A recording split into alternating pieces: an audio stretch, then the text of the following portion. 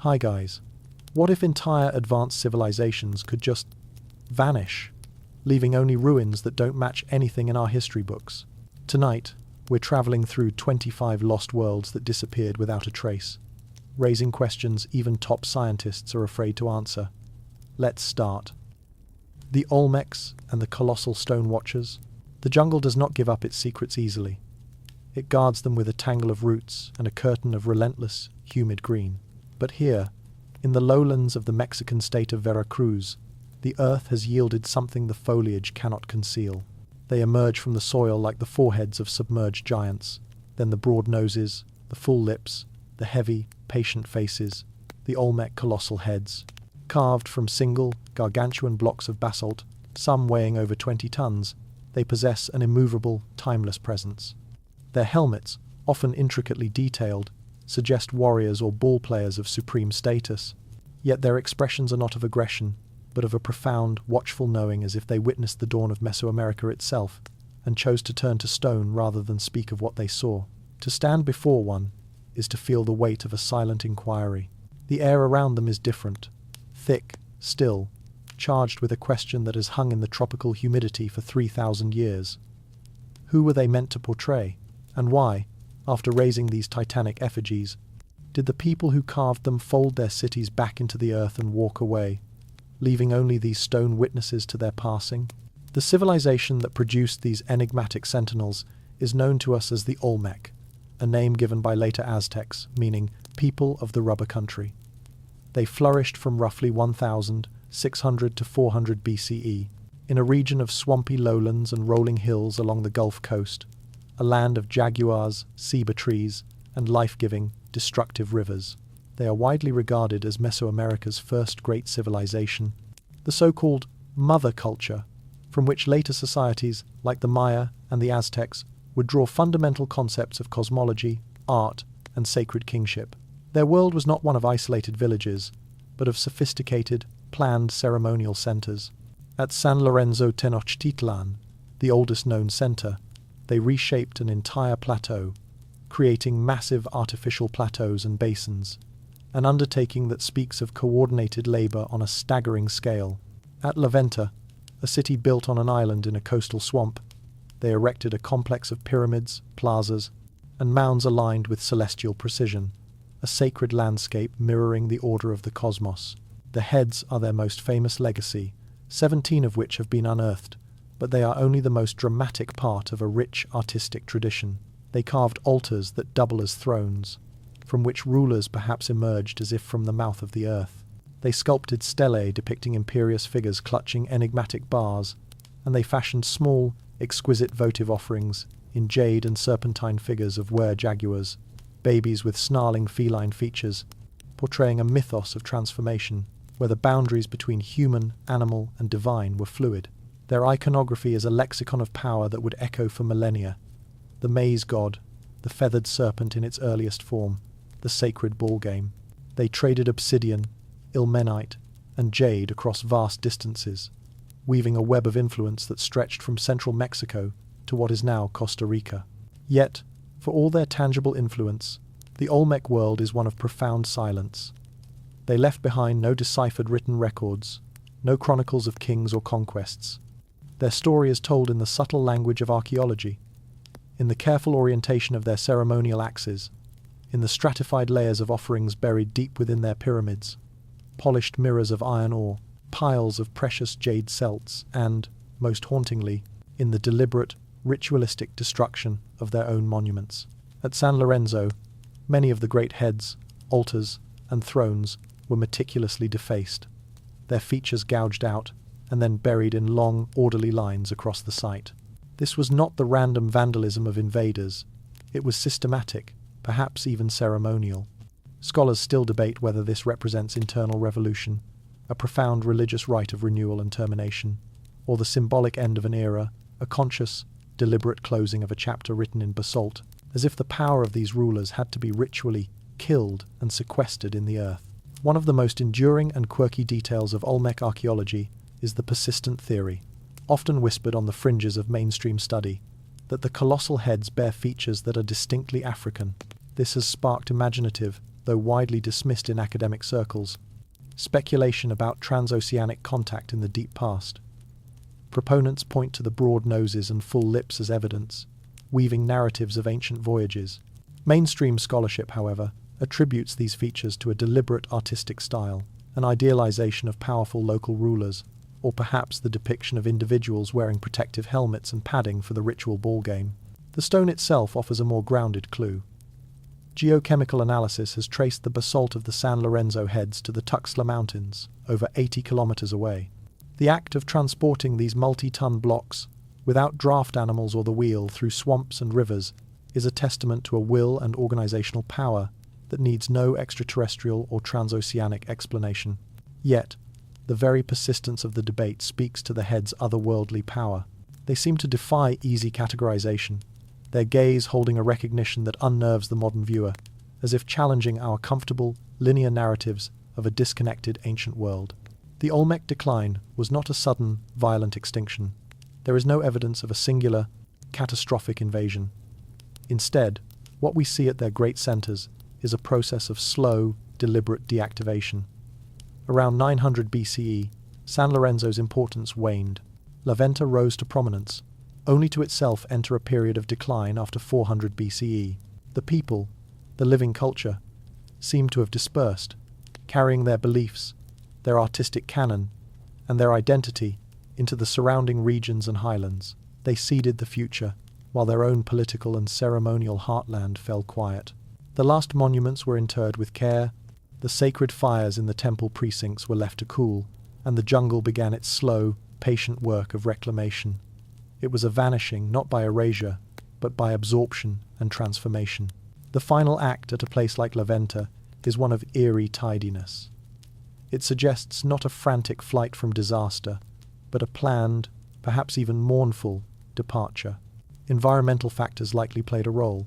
Core samples from the region suggest periods of significant volcanic activity and shifts in river courses that could have disrupted agriculture and the delicate hydrology of their swamp-adapted cities. Perhaps the social contract, the immense labor required to sustain the elite and move these stones, finally fractured under ecological stress. Whatever the precise cocktail of causes, the Olmecs did not so much disappear as they sublimated, transforming from a centralized political force into a cultural and spiritual substrate for all that followed. Their last legacy was not a ruined city, but a curated burial of their own icons, a gesture that feels less like defeat and more like a conscious passing of the torch into darkness. And so, as the vines crept over the buried heads and the ceiba trees sent roots cracking through the plaster of the ball courts, the stone watchers, now blind in the earth, began their long vigil. They waited as the Maya kingdoms rose to the southeast, employing Olmec-derived calendars and glyphs. They waited through the rise of Teotihuacan, with its own echoes of Olmec urban planning. They waited through the Aztec Empire, whose poets spoke of a primordial homeland called Tamoanchan, a place of mist and creation that some have tenuously linked to Olmec myth. Their vigil was only broken by the scrape of an archaeologist's trowel in the 20th century, leaving us to stand in their presence, humbled and perplexed. We are left to wonder what they were truly meant to guard, what names they bore, and what final whispered decree sent their creators drifting away from the river banks, leaving only these implacable faces to hold the memory of the first great dream of Mesoamerica, a dream that ended not with a scream, but with a sigh lost in the rustle of jungle leaves. But while stone can keep its secrets in the green shadows of a continent, other vanishings are written in more elemental scripts, in ash and sea foam, where a bull king once ruled from a labyrinthine palace, and a tremor under a distant island would summon a wave to snuff out the light of a thalassocracy in a single, terrible, bronze-aged breath. The Minoans and the bull king's labyrinth, there is a quality of light in the Aegean Sea, a particular, crystalline brilliance that seems to dissolve the horizon, merging sea and sky in a shimmering, liquid blue. It was in this luminous world, on the island of Crete, that a civilization emerged so vibrant, so seemingly peaceful and artistically sublime, that its memory would warp into myth. They are the Minoans, named for the legendary King Minos. Their palaces were not fortified citadels but open, sprawling complexes of frescoed corridors, light wells, and ceremonial courtyards. They built not for war, but for ceremony, for commerce, and for the grace of living. Their art spills over with life. Dolphins arc in processions across plaster walls, lithe athletes vault over the backs of charging bulls, and women with elaborate gowns and serene, enigmatic smiles gaze out from millennia of silence. Then, quite suddenly, the light went out. The palaces were burned, abandoned, or violently destroyed. The vibrant frescoes were scorched and buried, and the intricate network of trade that stretched from Egypt to Sardinia snapped. The Minoans, as a dominant, centralizing force, vanished, leaving behind the haunting shell of the Palace of Knossos and a legend of a labyrinth and a monstrous hunger at its heart. The chronological anchor of this story is the colossal eruption of the Thera volcano on the island now known as Santorini, sometime in the mid-2nd millennium BCE. This was not merely an eruption, it was one of the most cataclysmic geological events in human history. A blast estimated to be 4 times more powerful than Krakatoa. It obliterated the thriving Cycladic settlement of Akrotiri on Thera itself, preserving it in ash like a Bronze Age Pompeii. For Crete, 100 kilometers to the south, the consequences were apocalyptic. Tsunamis, perhaps tens of meters high, would have scoured the northern coasts of Crete, devastating the island's vital ports and fleet, the very source of its thalassocratic power. The sky would have darkened for weeks, choking fields with layers of fine ash and causing widespread crop failure. The psychological and religious trauma is almost impossible to overstate. The world, quite literally, turned to fire, darkness, and flood. Yet, here lies the first layer of the mystery. The elegant timeline, a single, colossal disaster snuffing out a civilization, is satisfying but incomplete. The archaeological record is more ambiguous. While the Theran eruption occurred around 1600 to 1500 BCE, the precise date is fiercely debated between archaeological chronology and radiocarbon evidence, which suggests an earlier date. The great Minoan palaces like Knossos, Phaistos, and Malea show evidence of damage and rebuilding after this period. Knossos, in fact, reached its greatest monumental height in the period following the eruption. The disaster was crippling, a body blow to Minoan society, but not an immediate knockout. The civilization persisted, wounded but still breathing, for perhaps another century or two. Its final end seems to have come not from the sky, but from the sea, or rather, from those who sailed upon it. This leads us to the second, more terrestrial, actor in the drama, the Mycenaeans, from mainland Greece. In the aftermath of the Theran cataclysm, with Minoan power and mystique severely diminished, these warrior kings from the mainland, with their heavily fortified citadels like Mycenae and Tiryns, began to grow in influence.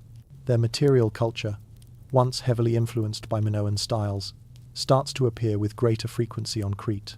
Then, around 1450 BCE, a wave of destruction swept across the island, burning every major Minoan center, except, curiously, Knossos. Knossos survived, but it changed. The Linear A script of the Minoans was replaced by Linear B, an early form of Greek used by the Mycenaeans. The art and artifacts within the palace took on a distinctly Mycenaean character, featuring scenes of warfare and hunting absent from classic Minoan art. The most plausible interpretation is a Mycenaean takeover, transforming Knossos into the seat of a mainland Greek colonial administration. One of the more fringe, yet poetically compelling, theories that swirls in the quieter corners of Minoan studies involves not invaders or volcanoes, but a quiet, internal unraveling. Some have suggested that the famously vivid and nature-loving Minoans, whose religion seems deeply tied to goddesses, sacred trees, and bulls, may have faced a profound crisis of faith after the eruption. How could their deities, so associated with fertility and natural order, allow such devastation? This spiritual collapse, the theory goes, led to social fragmentation and a loss of the collective will that maintained their complex, palace-centric economy, making them easy prey for the more martially robust and theologically different Mycenaeans. Scholars still debate whether the Minoan disappearance was primarily a swift, violent replacement, a slow, post-disaster decline into irrelevance, or a complex absorption where Minoan culture bled into the Mycenaean, forever altering the conqueror. The quirky, haunting detail that personalizes this vast historical transition is found not in a grand fresco, but in a small clay tablet from the final days of Knossos. Inscribed in Linear B It is a mundane administrative record, an inventory. It lists, among other items, a quantity of chariot wheels and pairs of men's tunics. But the date on the tablet is from a specific season in the final year of the palace's operation. It is a snapshot of bureaucratic normality, taken on the eve of oblivion. One can imagine the scribe, perhaps a Mycenaean Greek now, or a Minoan scribe working for new masters, carefully noting the palace stores. Outside, the world may have been crumbling, but within this room, order was still being maintained on damp clay. Then, the fire came. The tablet was baked hard, preserved not by intent, but by the very disaster that ended its purpose. It is a silent, profound witness to the banality of an ending. The final acts at the Minoan sites are layered with ash and violence. At sites like Cato Zakros, the palace was abandoned so hastily that precious stone ritual vessels were left in place. At others, the burning was intense and thorough. By about 1200 BCE, even the Mycenaean-held Knossos was finally destroyed, caught in the wider Bronze Age collapse that swept the eastern Mediterranean. The labyrinthine palaces, with their intricate plumbing systems and light wells, were left to the elements. Their meaning faded into mist, transforming over centuries into the Greek myth of King Minos, the monstrous Minotaur born of a queen's transgression, and the cunning hero Theseus who slew it. The Minoans became a phantom memory, a dream of a golden age lost to fire and flood, their actual history buried under both volcanic strata and legendary embellishment. Their vanishing was not into thin air, but into story, a civilization so extraordinary that later Greeks could only explain its empty colossal ruins as the work of giants or the prison of a monster. The light that once illuminated their dolphin-filled halls was doused, first by geological fury, then by foreign conquest, and finally by the slow amnesia of time. Yet, as we will see, the theme of a culture meeting its end, not with a bang, but with a layered, complex whimper, is one that echoes across the ancient world, from the sun-drenched islands of the Mediterranean to a windswept hill in Anatolia, where a discovery would upend everything we thought we knew about the dawn of society itself, proving that some stones speak not of endings, but of impossibly ancient beginnings. The silent builders of Göbekli Tepe imagine a hill, a barren, limestone ridge in southeastern Anatolia, in what is now Turkey. For centuries, local shepherds saw the odd, vaguely rectangular stones poking from the earth, calling it Göbekli Tepe, Potbelly Hill. They dismissed them as meaningless, perhaps a forgotten medieval cemetery. Then, in the mid-1992, a German archaeologist named Klaus Schmidt, following a hunch from a survey, began to dig. What he unearthed did not just rewrite history, it inverted it. Here, on this desolate rise, were not the foundations of a village, not the graves of a simple tribe, but monumental, T-shaped pillars of staggering size and complexity, arranged in great stone circles. They were carved with an elaborate, sophisticated bestiary: foxes, cranes, scorpions, lions, and boars, rendered with artistic fluency. The truly staggering fact, revealed by radiocarbon dating, was their age. These structures were erected around 9,600 BCE. This was the Neolithic, the very dawn of the so-called Stone Age. But this was not a product of farmers with settled, stable lives. Göbekli Tepe was built by hunter-gatherers, 1,000 years before the invention of pottery. 6 millennia before the Great Pyramid of Giza was a glint in an Egyptian architect's eye. Someone was organizing the labor to quarry, transport, and erect 16-ton stones, carving them with symbolic purpose, and then, deliberately, burying the entire complex for millennia. The site is a profound paradox, a historical shockwave.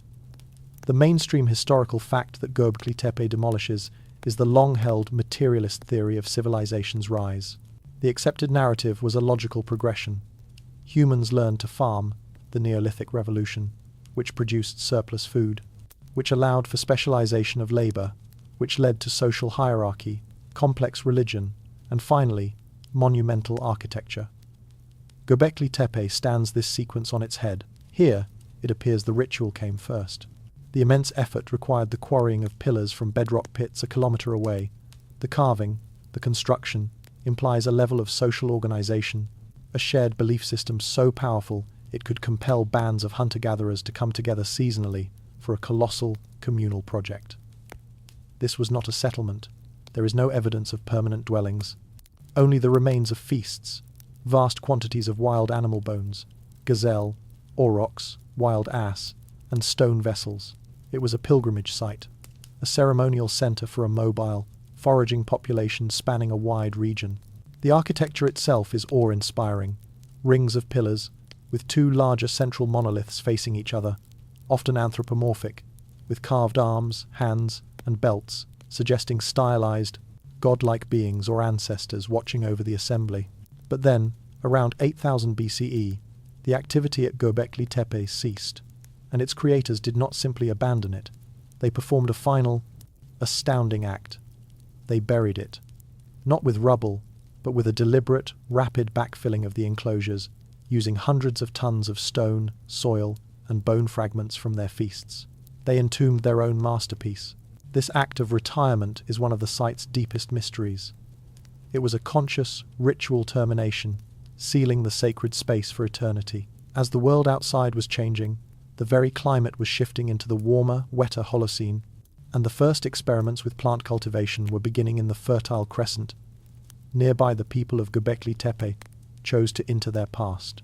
They walked away from their monumental achievement and faded into the dawning New Age, leaving no written trace of their identity or their beliefs. Their disappearance is absolute.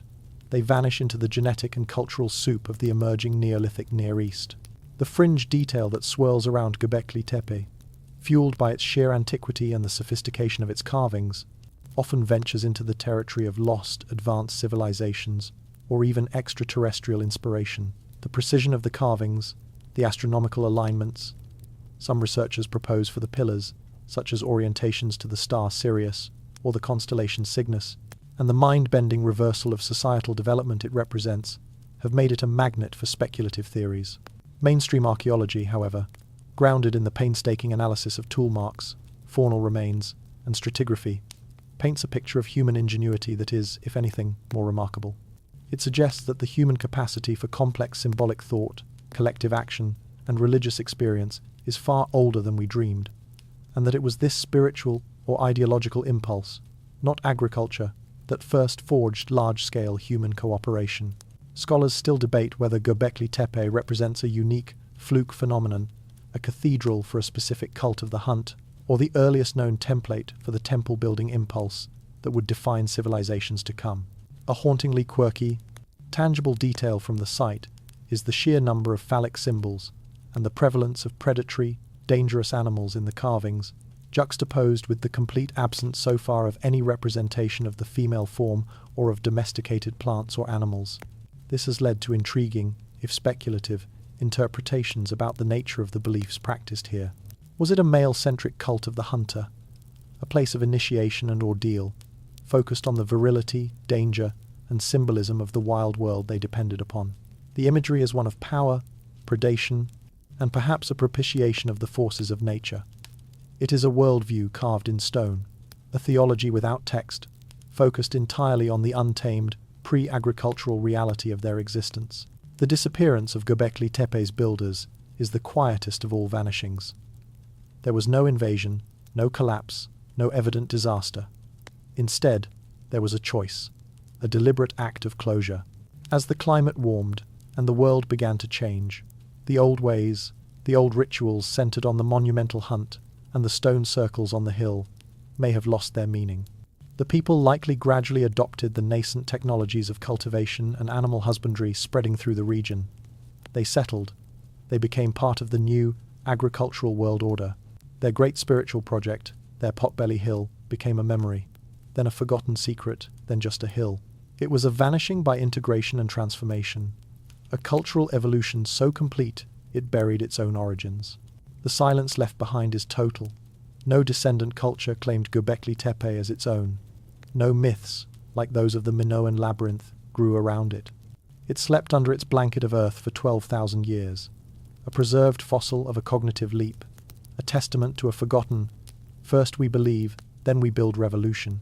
Its final mystery is not why it was abandoned, but why it was so carefully, so respectfully, hidden from the future. It is as if its builders knew their time was over and wished to preserve their sacred ground not from defilement, but from irrelevance. They returned it to the earth, leaving a message in stone for an age that could not yet read it.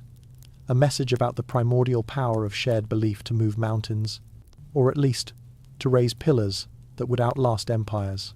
And as the last basket of soil was poured over the carved scorpion and the watching T-shaped figures, a chapter of human prehistory closed, leaving the stage empty for the next great experiment in living one that would unfold along the fertile, unpredictable floodplains of a river that flowed from the Himalayas to a salt sea, where an entire civilization would achieve a breathtaking, sanitary modernity, only to have its voice stolen by the very waters that gave it life. The people who walked into the Indus. From the high, frozen womb of the Himalayas, two great rivers descend, the Indus and the Gagahakra. For millennia, they carried not just meltwater, but silt, life, and possibility onto the plains of what is now Pakistan and northwest India. Along their banks, beginning around 3300 BCE, a civilization blossomed with a character so distinct, so strangely modern and yet utterly mysterious, that its absence today feels like a theft from history. This is the Indus Valley Civilization, or the Harappan Civilization, named after its first discovered cities, Harappa and Mohenjo-Daro. It spanned over 1 million square kilometers, a territory larger than ancient Egypt and Mesopotamia combined. Its cities were marvels of pre-modern urban planning, built on precise grids, with standardized baked bricks, sophisticated drainage systems that ran into covered sewers, and houses equipped with indoor bathrooms and waste chutes. There were no colossal, ostentatious temples or palaces dominating the skyline. Instead, there were great communal baths, like the famous Great Bath of Mohenjo-Daro, granaries, and orderly blocks of housing. It was a society that seemed to prize public hygiene, civic order, and egalitarianism over the glorification of a single ruler. And then, by around 1900 BCE, its great urban centers were depopulated. The writing stopped. The trade networks withered. The people did not vanish in a cataclysm, but seemed to gradually, inexorably, walk away from their magnificent cities, leaving them to the dust and the river's whispers. The mainstream historical anchor for this civilization is its sheer, breathtaking scale and standardization. From the highlands of Afghanistan to the coast of Gujarat in India, over 1,000 sites share a common material culture. Their weights and measures were uniform across the entire region, evidence of a vast, integrated economic zone. They traded with Mesopotamia, where their distinctively etched carnelian beads and seals have been found, referred to in cuneiform tablets as dealing with the land of Meluhha. Their artistry is found in small, exquisite objects, delicate bronze figurines of a dancing girl, steatite seals depicting mythical beasts like the unicorn-like creature, and pottery painted with elegant, geometric designs. Yet, for a civilization so vast and interconnected, the silence is deafening. Their script, found on thousands of seals and small tablets, remains undeciphered. It is a script of brief, enigmatic inscriptions, likely representing names, titles, or deities. But without a bilingual Rosetta Stone, its language and content are locked away. We see their meticulously planned world, but we cannot hear their voices, their laws, their poetry, or their names.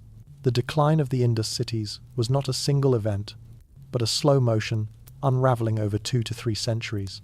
There is no evidence of a mass invasion, no layers of ash from great burnings, no caches of weapons, no sudden change in culture indicating a foreign conqueror, as was once theorized with the discredited Aryan invasion hypothesis. Instead, the archaeology points to a gradual breakdown. At Mohenjo-Daro, later construction shows a decline in standards. Bricks were recycled, walls were haphazardly repaired, and smaller dwellings were subdivided into the grand public buildings. The meticulous grid of streets began to be encroached upon. It was a civic decay, a loss of the central authority or collective will that had maintained the extraordinary urban order for centuries. The people did not die out. They appear to have simply left, perhaps in smaller family or clan groups, migrating eastward and southward toward the Gangetic Plain and the monsoon-fed regions of peninsular India, where life could be sustained in smaller, more flexible village units. One of the most compelling and persistent theories for this decline is environmental. The Gagahakra river system, which once paralleled the Indus and supported a dense concentration of settlements, is widely believed by many geologists and archaeologists to be the lost Saraswati River of ancient Indian Vedic texts. Sediment cores and satellite imagery reveal the ghost of a major river channel. Climate data suggests a prolonged period of aridity and a weakening of the monsoon in the region around 2200 to 1900 BCE. This would have caused the great river to dry up, turning the agricultural heartland of the civilization into a parched, salt-encrusted wasteland. Simultaneously, there is evidence of devastating floods on the Indus itself, caused by tectonic shifts that altered its course. The civilization was caught in a hydrological pincer movement, drought in one artery, cataclysmic flooding in the other. Their sophisticated irrigation and flood control systems, masters of normal variation, may have been overwhelmed by this new, chaotic, climatic regime. Scholars still debate whether the primary cause was climatic catastrophe, internal social stagnation, a collapse of their long-distance trade with Mesopotamia, or a fatal combination of all three, slowly choking the life from the cities. A quirky, poignant detail that humanizes this vast, silent civilization is the prevalence of small, clay toys found in the ruins. Tiny carts with moving wheels, whistles shaped like birds, and miniature animals. These mundane objects speak of everyday life, of children at play in those clean, brick-lined streets. They suggest a society that, for all its grand planning, valued domesticity and simple joy. Alongside these are the famous seals, which often depict animals in a calm, powerful stance, sometimes with a mysterious, script-like inscription above. The most haunting fringe theory, born of the script's silence, is that the Indus language may have been a linguistic isolate, unrelated to any known language family, a unique voice that fell permanently silent. Some have even speculated, based on the anatomical accuracy of some figurines and a few anomalous artifacts, that they possessed advanced, proto-scientific knowledge. But the toys and the seals together create a dissonant portrait, a people capable of profound abstraction and bureaucracy, who also took the time to make a little clay monkey with a hole for a whistle. The final days in the great cities like Mohenjo-Daro have an eerie quietude. There were no last stands at the gates. Instead, the streets grew quieter. The great bath slowly silted up, the drains clogged for the last time. People gathered what they could carry, their tools, their seeds, their clay toys, and walked out of the meticulously laid-out gateways, not looking back. They merged with other populations, their urban identity dissolving. Their knowledge of brick-making, plumbing, and city planning may have faded, but elements of their culture likely survived in the substratum of South Asian life, in religious motifs, in artistic styles, perhaps even in the Dravidian languages of southern India, which some linguists tenuously link to the Indus script. Their vanishing was a diffusion, a return to a smaller, more resilient scale of living. The great urban experiment, which had thrived for over a millennium on order and water, could not survive the chaos of a changing climate and rivers. They left behind not ruins that shout of war or divine wrath, but ruins that whisper of a failed utopia, a remarkably modern dream of civic life that was ultimately undone by nature's indifference. The empty streets of Mohenjo-Daro, with their perfect right angles leading to nowhere, stand as a monument to a different path. Human society once took, one that valued collective welfare over individual glorification, a path that faded not with a bang, but with the soft, relentless sound of sand drifting against baked brick. And as that sand settled over the Indus Valley, far away in a world of deserts and caravans, another civilization was mastering the art of creating life in the barren places, carving a capital of impossible beauty from living rock, a rose-red city that would one day hold its breath, empty its streets, and offer its silence to the desert winds. The Nabateans' rose-red mirage. The desert does not merely tolerate life, it demands a pact. The Nabateans understood this in their bones. They were not just traders, they were hydrological geniuses, masters of the unseen. In the vast, arid expanse between the Red Sea and the Dead Sea, they carved an empire not from conquest, but from knowledge. Knowledge of hidden springs, of ephemeral flash floods, of the secret paths where a camel's foot could find purchase. And at the heart of this network, they sculpted their supreme statement, Petra. The approach to it is a ceremony of anticipation. The Sikh, a winding, towering sandstone gorge, narrows the world to a slit of sky, the walls closing in, cool and shadowed. Then, through the final crack, it appears. Al-Kazne, the treasury, its Hellenistic facade glowing with a rose-red ochre and purple fire in the desert sun, carved directly from the cliff face.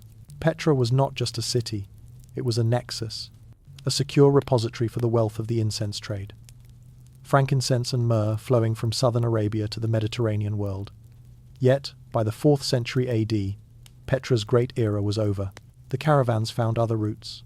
The Romans, who had absorbed the Nabatean kingdom in 106 AD, shifted trade northward.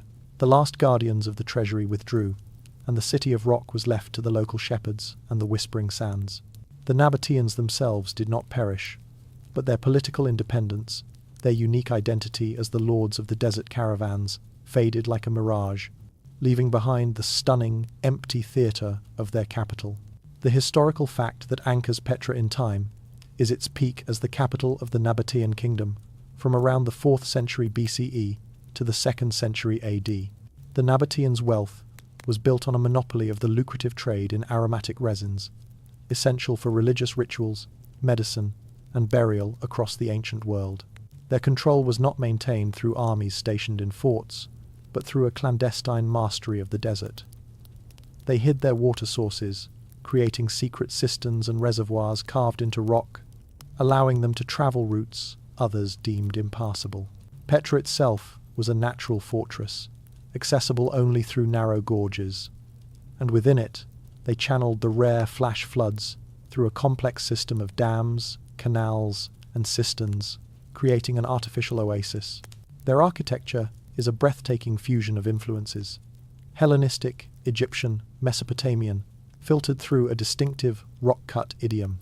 The tombs and temples, from the towering monastery, Ad-Dir, to the elegant royal tombs, are monuments to both the wealth of their clients and the skill of their stoneworkers, who worked from the top down, carving facades as if freeing them from the mountain's embrace. The decline of Petra was an economic and geopolitical strangulation, not a violent sacking. After the Roman annexation by Emperor Trajan, the Nabatean realm became the province of Arabia Petraea. The Romans valued order and direct control. They built a magnificent colonnaded street in Petra and expanded its civic infrastructure. But they also developed alternative trade routes, including the Via Nova Traiana, a road that bypassed Petra to the north, linking the Red Sea port of Aila, modern Aqaba, directly to Damascus and the Mediterranean. As Roman shipping technology improved, more incense began to travel by sea, from Arabia to Egyptian ports like Berenice, further undermining the overland caravan trade that was Petra's lifeblood. Then came a devastating blow. In 363 AD, a massive earthquake struck the region, damaging many of Petra's monumental structures and, crucially, crippling its sophisticated water management system. The city, already economically weakened, lacked the centralized resources or political will for a full restoration. One of the more intriguing fringe theories surrounding the Nabateans' disappearance as a distinct cultural force involves not just economics, but a profound religious and cultural shift. The Nabateans originally worshipped a pantheon of Arabian deities, chief among them Dushara, a god represented by a block of stone, and Al-Uzza, a powerful goddess. Their rituals were centered on high places and sacred stones. However, as they became enmeshed in the Greco-Roman world, and later, as Christianity and then Islam swept across the region, their unique religious identity was submerged. Some theorists suggest that the Nabateans didn't so much vanish as they converted and assimilated, their gods becoming saints or their practices blending into local Bedouin traditions. The silence of Petra, in this view, is not a tomb but a transformed sacred landscape, its old meanings forgotten, but its awe-inspiring presence still potent. Scholars still debate whether the Nabateans' fate was a classic case of a middleman economy rendered obsolete by technological and political change, or a more subtle cultural absorption into the vast, syncretic milieu of the late Roman and early Islamic Near East. A quirky and haunting detail from Petra is not found in its grand tombs, but in the hundreds of simple carved stone niches called betiles that dot the site. These are small, abstract representations of deities, often just a rectangular block with stylized eyes or a simple carving. They are everywhere along processional routes, near tombs, in secluded crevices. They speak of a personal, accessible piety that existed alongside the grandiose royal monuments. They are the fingerprints of individual devotion in a city of rock.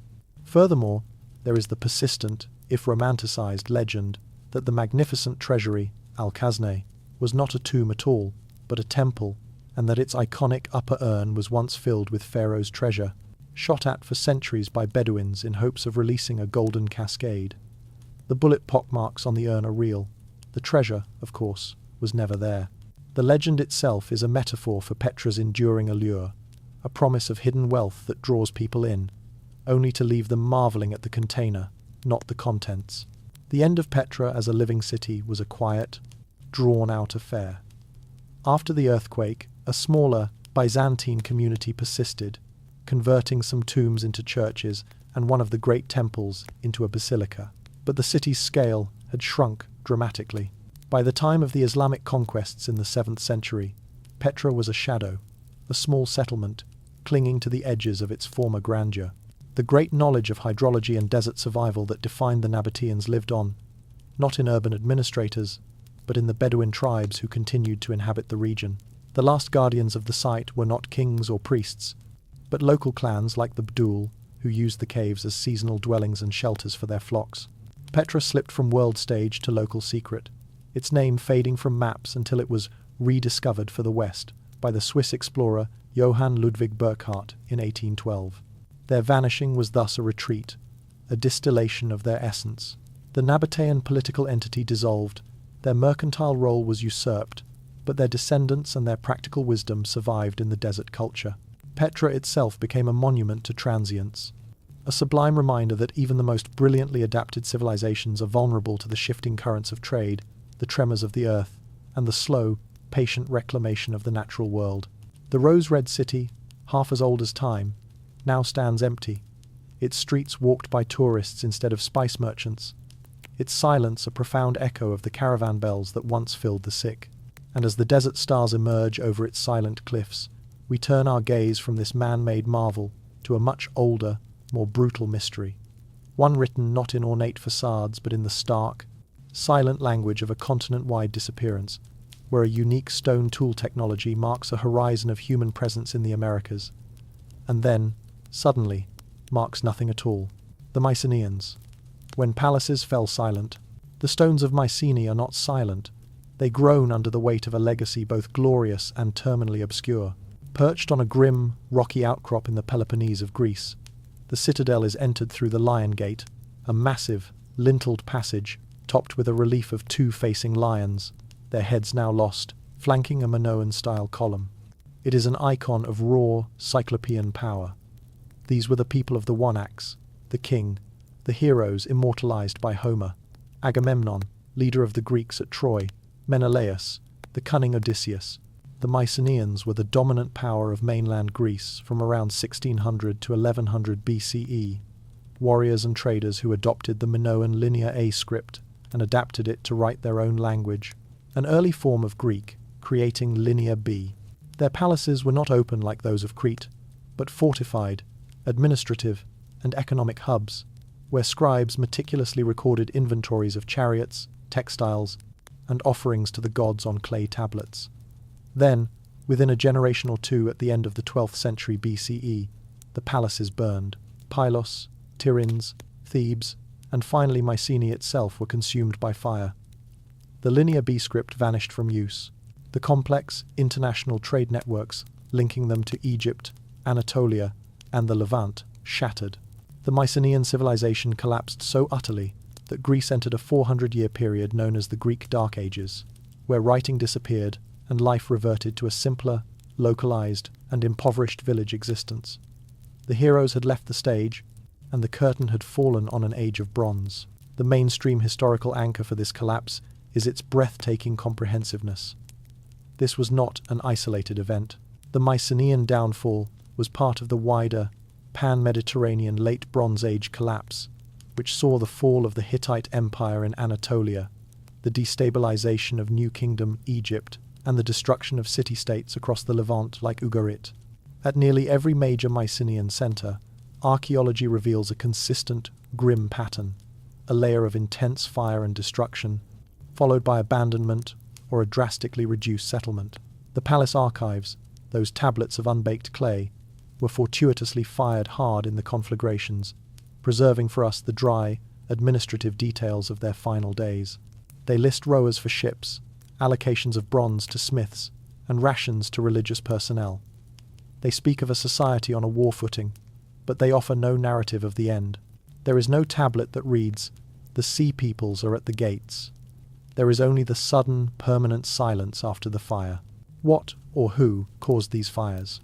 The traditional suspect has been the enigmatic Sea Peoples, a confederation of maritime raiders mentioned in desperate Egyptian inscriptions as attacking the coasts of the eastern Mediterranean. The Egyptians repelled them, but others may not have been so fortunate. Could these raiders have sailed into the Aegean, sacking the palatial centres? Or were the Sea Peoples themselves a symptom of the wider collapse, refugees and displaced groups set in motion by earlier failures? Other theories look inward. The palace economies were highly centralized and brittle.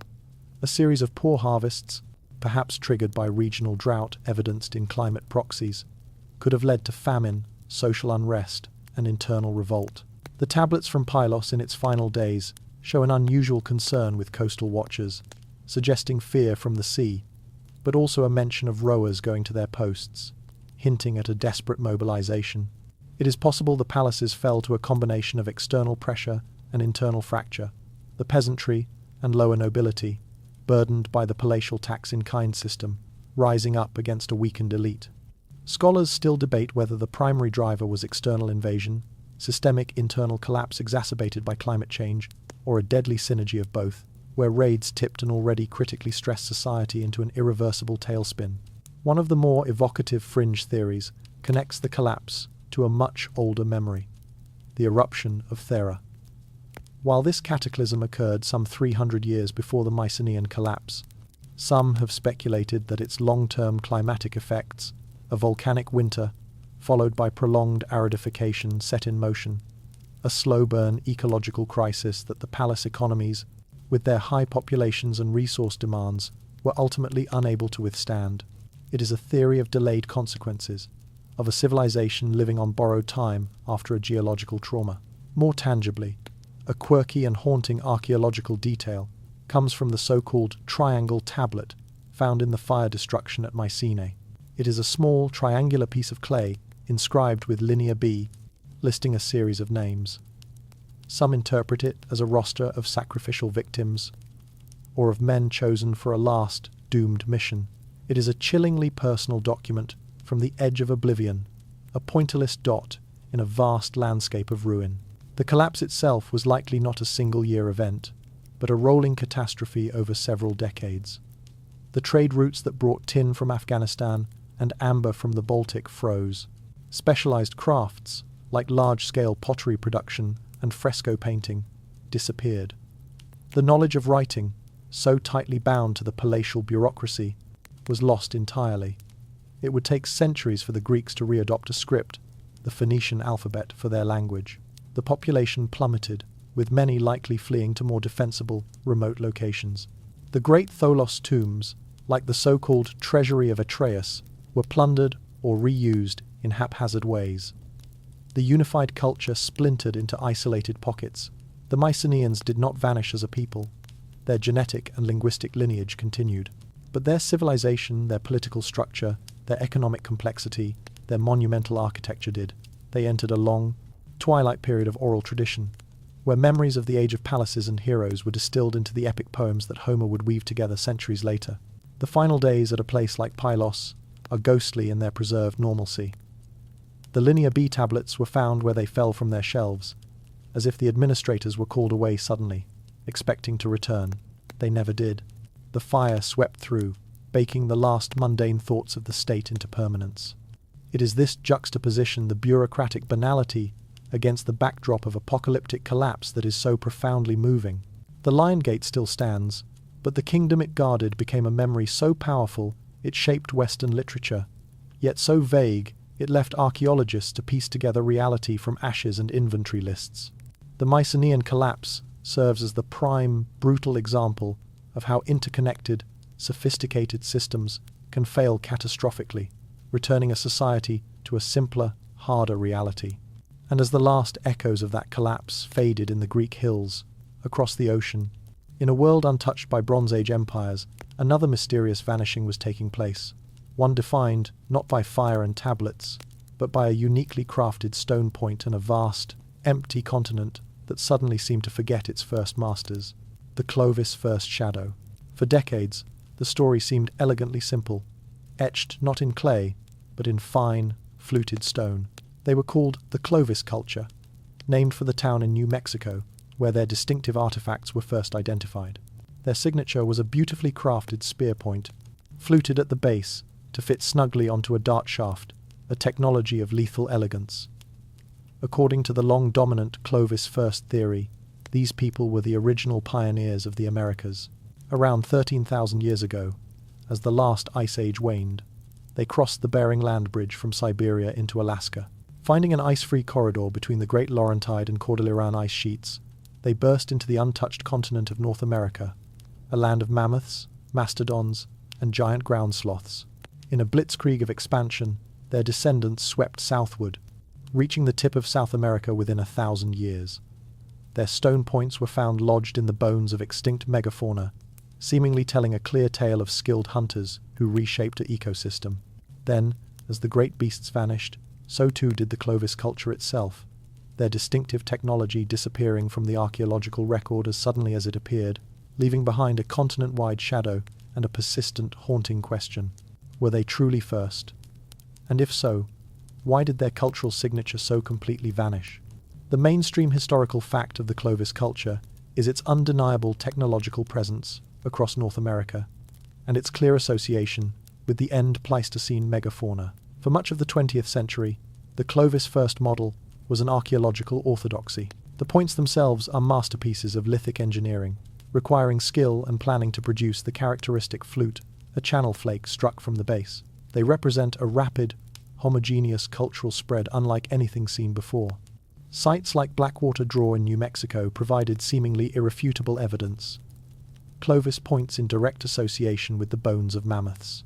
The culture's time frame, from about 13,050 to 12,750 years ago, was precise, a thin, bright line in the deep past of the continent. They were the archetypal Paleo-Indians, the foundational culture from which all later indigenous societies were thought to have descended. But then, the cracks began to appear in this neat narrative. Excavations at sites like Monte Verde in Chile and White Sands in New Mexico began to push credible evidence of human presence in the Americas back to times that predated the Clovis horizon by at least 1,000, if not 2,000 years. Footprints preserved in ancient lakebed mud at White Sands show humans walking the land around 23,000 years ago, a time when the ice sheets were at their maximum, suggesting people may have been here long before the famed ice-free corridor opened. The Clovis First model began to crumble under the weight of this new evidence.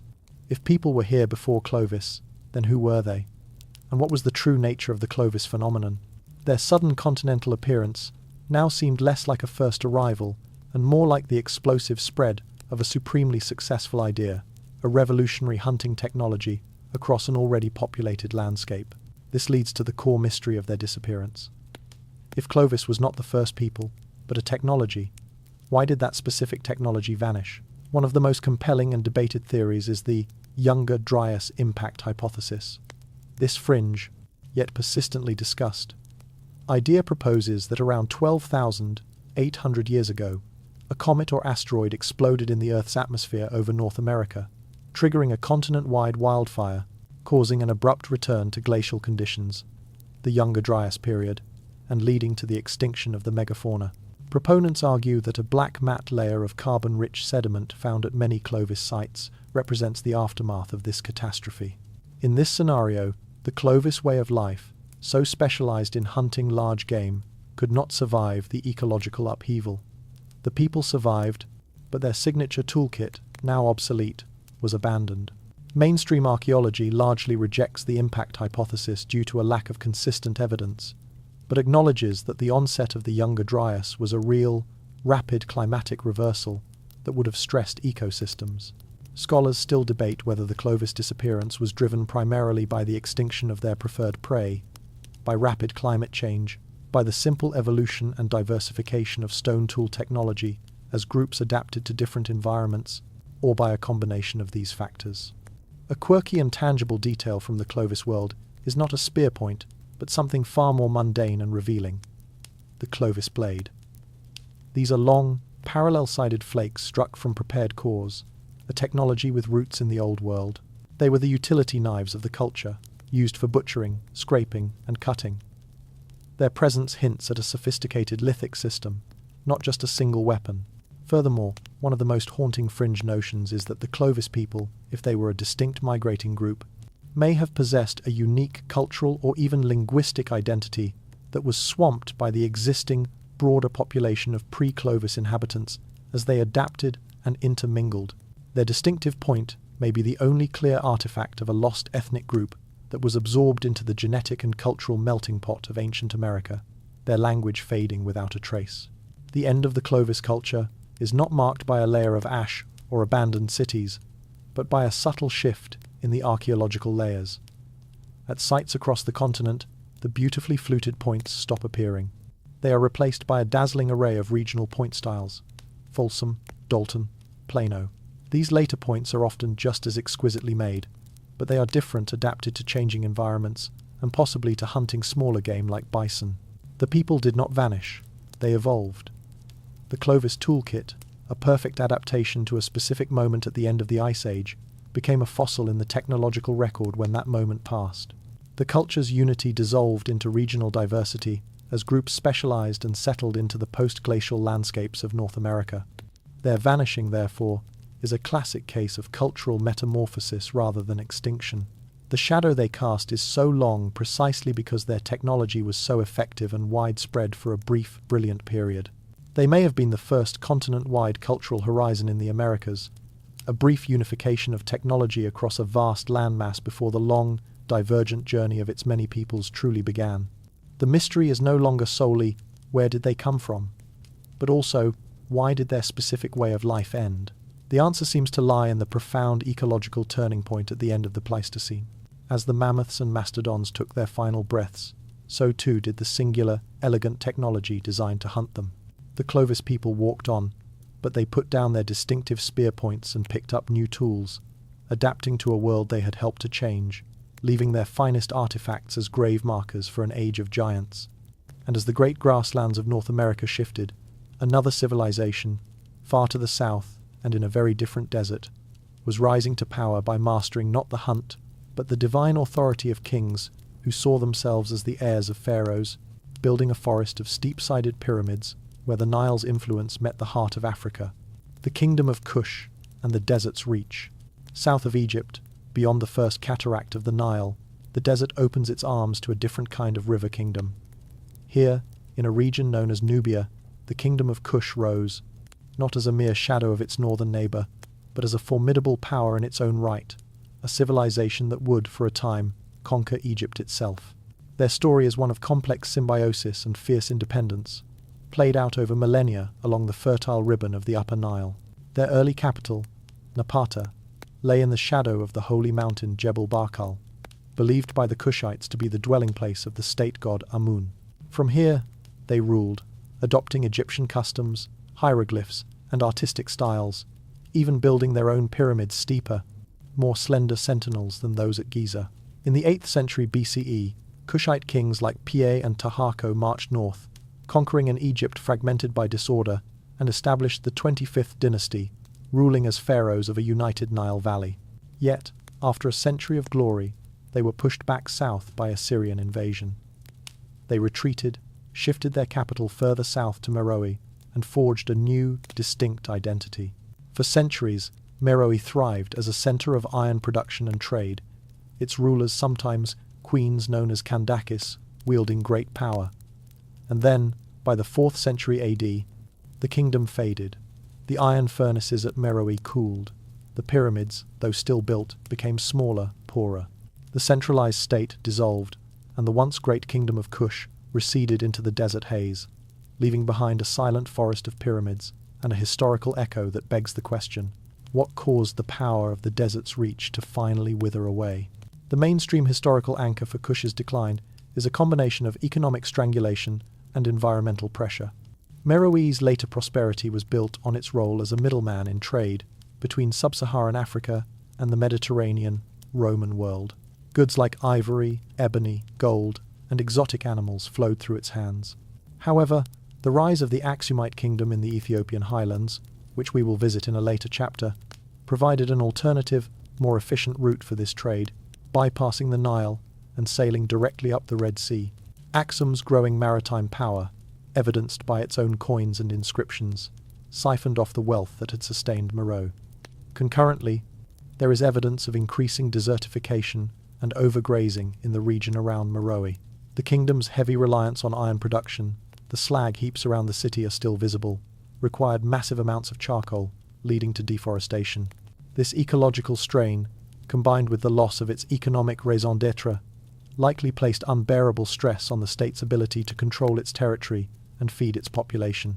The end was not a sudden conquest. Unlike the clear destruction layers of Mycenaean palaces, Meroe shows signs of a gradual, centuries-long decline. The quality of craftsmanship in later pyramids and tombs diminishes. Royal inscriptions become rare. The once intensive agriculture around the city contracted. It appears the central authority simply lost its grip. The outlying territories may have broken away, and the core around Meroe itself likely devolved into smaller, competing chiefdoms. A persistent theory, supported by some ancient sources, suggests a final, devastating blow was delivered by King Ezana of Aksum, who in the mid-4th century AD claims, in a victory inscription, to have conquered the Kasu, or Kush. Whether this was a decisive military conquest or a raid that toppled an already crumbling state is debated. What is clear is that after this period, the unified kingdom of Kush disappears from history. The Nubian region would later see Christian kingdoms, Nobatia, Makuria, Alodia, rise. But these were different political and cultural entities, born in a new, post-pagan world. One of the more intriguing and fringe-adjacent aspects of Kushite studies involves the persistent mystery of their later script. At Meroe, the Kushites developed their own writing system, Meroitic script. It has two forms, hieroglyphic and cursive, and it is phonetically deciphered. We can sound out the words, but the language it represents remains untranslated. It is a linguistic isolate, unrelated to Egyptian or any known language family. We can read the names of kings and queens, see words for son, daughter, and gold, but the vast majority of inscriptions on stelae and funerary tablets are mute to our understanding. This means the Kushites' own records of their final centuries, their chronicles, their religious texts, their possible explanations for their own decline, are locked in a code we cannot crack. Scholars still debate whether the ultimate failure of Kush was primarily external, Aksumite competition, possibly Ezana's invasion, or internal environmental degradation, political fragmentation, with the untranslated Meroitic texts holding the potential key. A quirky and compelling detail from Meroe is the prominence of its queens. The Kandaksa title, often mistakenly used as a name, were powerful ruling queens, not just royal consorts. One of the most famous, Amanirenas, led military campaigns against Roman Egypt in the 1st century BCE, famously defeating a Roman force and negotiating a favourable peace. Roman historians spoke of a one-eyed Kushite queen. Amanirenas was said to have lost an eye in battle, who was a formidable adversary. This tradition of female leadership stands in contrast to many contemporary civilizations and adds a layer of unique social complexity to Kush. Furthermore, the pyramids themselves, at the necropolises of Meroe and Nuri, hold a silent mystery. While many were plundered in antiquity, their very presence, over 200 of them in the dry, desert landscape, creates an awe-inspiring, yet somber, skyline. They are the last major pyramid-building tradition in the Nile Valley, a final, distant echo of a pharaonic ideal that originated far to the north. The final days of Kush, as glimpsed through archaeology, speak of diminishment and quiet abandonment. The last royal pyramids are small, poorly constructed mounds of rubble. The great iron-producing city saw its industrial areas fall silent. The trade goods from the Mediterranean and India that once filled Meroe's markets become scarce. The people, the descendants of the pharaohs of the 25th dynasty, did not vanish. They likely remained along the Nile, but their political unity and distinctive royal culture dissolved.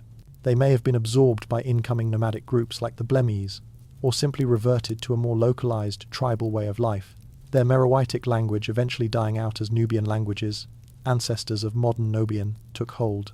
The vanishing of Kush, therefore, was a slow fade into obscurity, a retreat from the stage of international power. It was a civilization caught between the pincer of a changing climate and a shifting economic world order, its unique voice silenced by a language barrier of its own making that time has yet to breach. The forest of pyramids at Meroe now stands in surreal isolation, visited by the desert wind and the occasional tourist. Monuments to a kingdom that once commanded the respect of Egypt and Rome, but whose final whispers were swallowed by the sands they so defiantly mastered.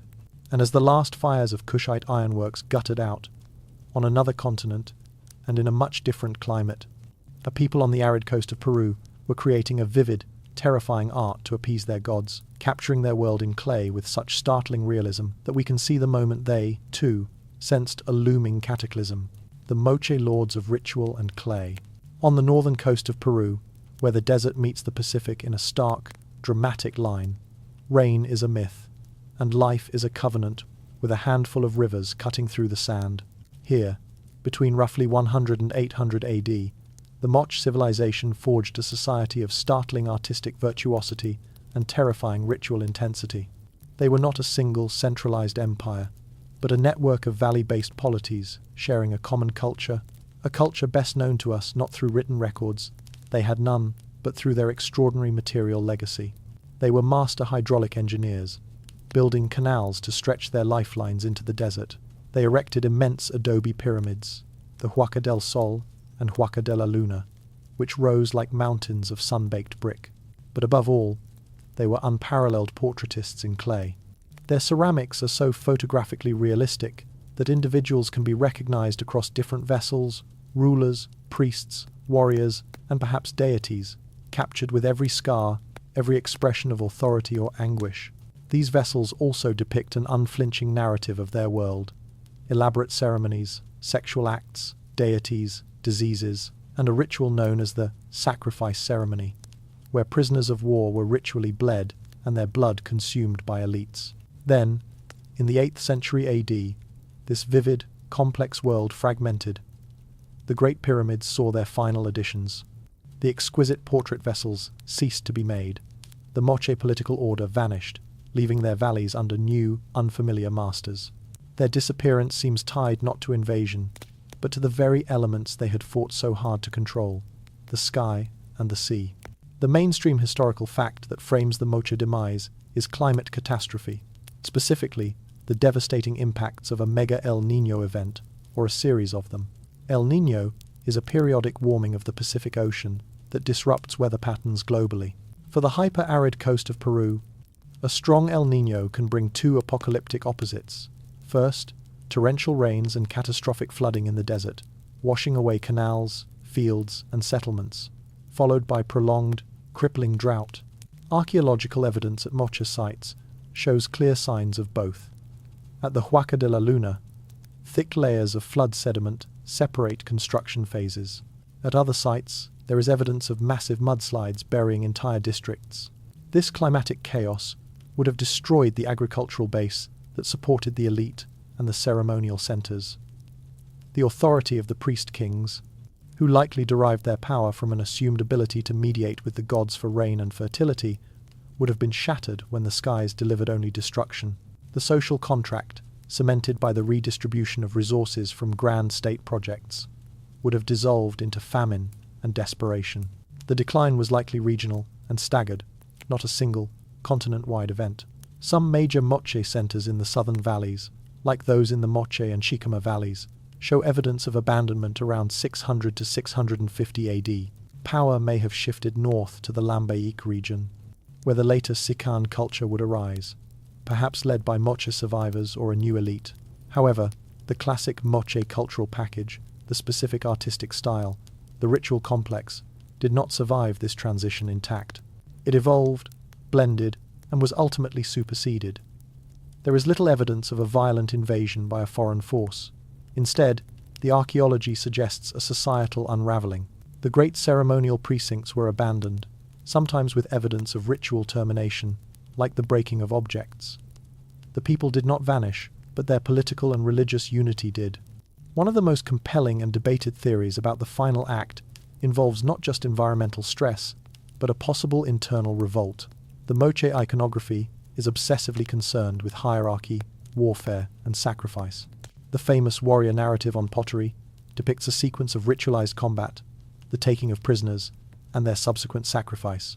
Some scholars theorize that this system, which fed both the spiritual and political needs of the elite, may have become unsustainable under the strain of climate disaster. If the gods, as mediated by the rulers, no longer delivered, why provide captives and tribute? The populace, suffering from famine and displacement, may have turned on the elite, overthrowing the very ritual order that had defined their society for centuries. Scholars still debate whether the Moche collapse was primarily a rapid ecological disaster, a slower process of political fragmentation as valleys turned inward, or a revolutionary uprising against a discredited theocracy. The quirky, haunting detail that makes the Moche feel so immediate is, of course, the portrait vessels. They are not idealized types, but individuals. We see a man with a wrinkled brow and a resolute set to his mouth, another with a calm, confident gaze, a third with a distinctive facial tumor or a healed broken nose. These were real people. Furthermore, a fringe but evocative theory connects the Moche to a legendary figure from later Inca myth, Namelap, a cultural hero who arrived by sea with a vast retinue. Some have wondered if Namelap stories preserve a folk memory of Moche seafarers or elites. More tangibly, the discovery of the Lord of Sipan tomb in 1987 provided a staggering, real-world correlate to the iconography. Here was a Moche ruler buried in unimaginable splendor, gold, silver, turquoise, and sacrificial companions, exactly as depicted in the sacrifice ceremony art. It proved the rituals were not just myth, but practice. Yet, even this rich tomb marked not a beginning, but a peak from which the only way was down. The final days in a Moche valley would have been a time of profound disillusionment. After the floods receded, leaving fields salted and canals silted, the drought would have set in. The priests atop the huacas would have performed the rituals, but the rains would not have come. The storehouses would have emptied. The production of fine ceramics, a hallmark of elite patronage, would have ceased. People likely abandoned the ceremonial centres and migrated to the highlands or to other river valleys, breaking into smaller, survival-oriented groups. The knowledge of their specific artistic traditions and their complex state rituals faded, though elements surely infused the cultures that followed, like the Sican and the Chimu. The vanishing of the Moche, therefore, was a dissolution under pressure. Their world, so vividly captured in clay, a world of absolute faith in the power of ritual, to maintain order, met a force of nature too powerful to be ritually appeased. They left behind not ruins that tell of war, but ruins that speak of a broken covenant. The Huaca de la Luna, with its brilliantly preserved murals of the snarling deity Ayapayek, stands as a monument to a belief system that could command the creation of mountains of brick and the making of immortal portraits, but could not command the rain. As the last Moche artist put down his stylus, and the last priest-king ascended the pyramid to a sky that remained relentlessly clear. Their civilization passed from history into art, their most enduring legacy being the faces they left behind, faces that stare out across the centuries, filled with a humanity and a hierarchy that the desert winds and the capricious Pacific ultimately proved to be as fragile as the clay from which they were formed. And as the dust settled on the Peruvian coast, on a remote island in the vastness of the Pacific, another people faced a different kind of limits, inscribing their final thoughts on wooden tablets in a script that would become their own unsolvable epitaph. The Rongorongo script of Easter Island. At the world's navel, in a solitude of ocean so profound it feels less like a place and more like a concept, lies Rapa Nui, Easter Island.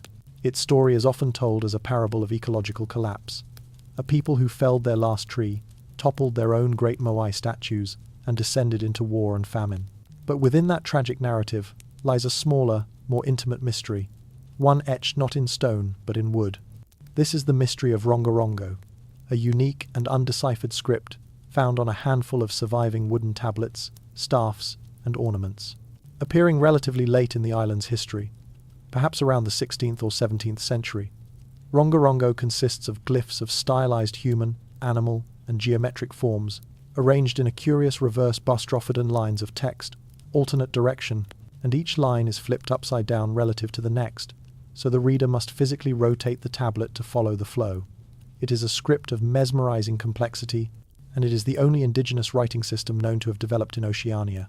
Its emergence coincides with the island's period of profound crisis, and then, with the devastating impact of European contact slave raids, introduced diseases, and cultural disintegration, in the 19th century, the knowledge of how to read it was extinguished. The last known native experts died without passing on the key. Today, the tablets sit in museums, covered in graceful, enigmatic symbols that hold the potential final words of a people who saw their world shrink to the horizon and could do nothing but record its passing.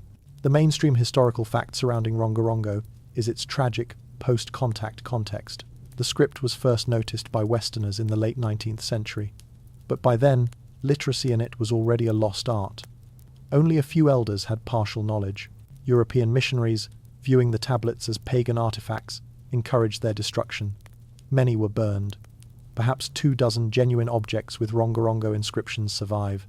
The glyphs themselves are beautifully carved, using shark teeth or obsidian flakes, and often feature recurring motifs: the frigate bird, the palm tree, the kumari, a vulva, symbol representing fertility, and anthropomorphic figures in postures that may be ritual or genealogical. Some researchers believe the script is not a true writing system encoding a full language, but a proto-writing system, a mnemonic device for reciting sacred chants, genealogies, or calendrical information, much like the knotted strings kepu of the Inca. However, its structured lines and apparent grammar argue for a higher level of sophistication. Without a bilingual text or a living tradition, its true nature remains locked away. The disappearance of the ability to read Rongorongo is a direct consequence of the near extinction of Rapa Nui's culture in the 1860 seconds. Peruvian slave raids in 1862–63 carried off nearly half the population, including many of the island's learned men. The Tangata Rongorongo introduced diseases like smallpox further decimated those who remained. When the first serious Western researchers arrived, they found a society shattered. A few elders, like Uraveiko in the 1880 seconds, were said to be able to chant from the tablets, but their performances were inconsistent and likely influenced by the pressure to perform for outsiders. The chain of transmission was irrevocably broken. The script did not vanish because the civilization fell. The civilization fell, and in its fall, it took the key to its own written memory with it. One of the most persistent and controversial fringe theories about Rongorongo is that it may not be entirely indigenous. A few researchers have pointed to superficial similarities between some Rongorongo glyphs and the iconography of the prehistoric Vinca culture of Europe, or even to Indus Valley, symbols proposing the fantastical idea of a shared, primordial global script. These theories are widely rejected by mainstream linguists. A more plausible, yet still debated, hypothesis connects it to the island's own art. The glyphs bear a striking resemblance to the petroglyphs found on Easter Island's rocks, which depict birdmen, fish, and other symbols. It is possible Rongorongo evolved from this rich tradition of symbolic carving, formalized into a linear script under unique social pressures, perhaps as a tool for the elite to record sacred knowledge as their society destabilized. Scholars still debate whether Rongorongo is a full logographic syllabic script, a set of ritual prompts, or even a form of astronomical notation tied to the island's obsessive birdman cult. A hauntingly quirky detail is found on the Tahua tablet, also known as the oar. One side is covered in beautiful Rongorongo, the other side is carved with a detailed, accurate map of the island's coastline. This juxtaposition is poignant.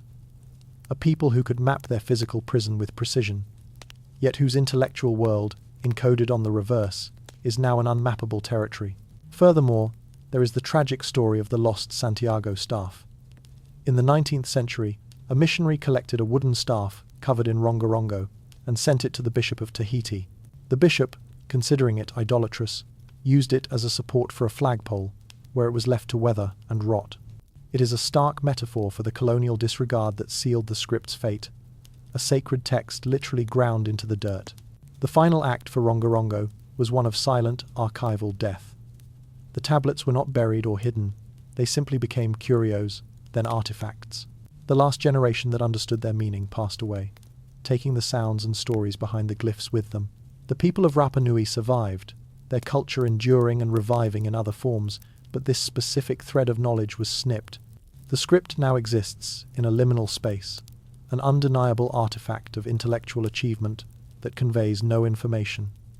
Its silence is louder than any translation could be. The vanishing of Rongorongo, therefore, is a double disappearance.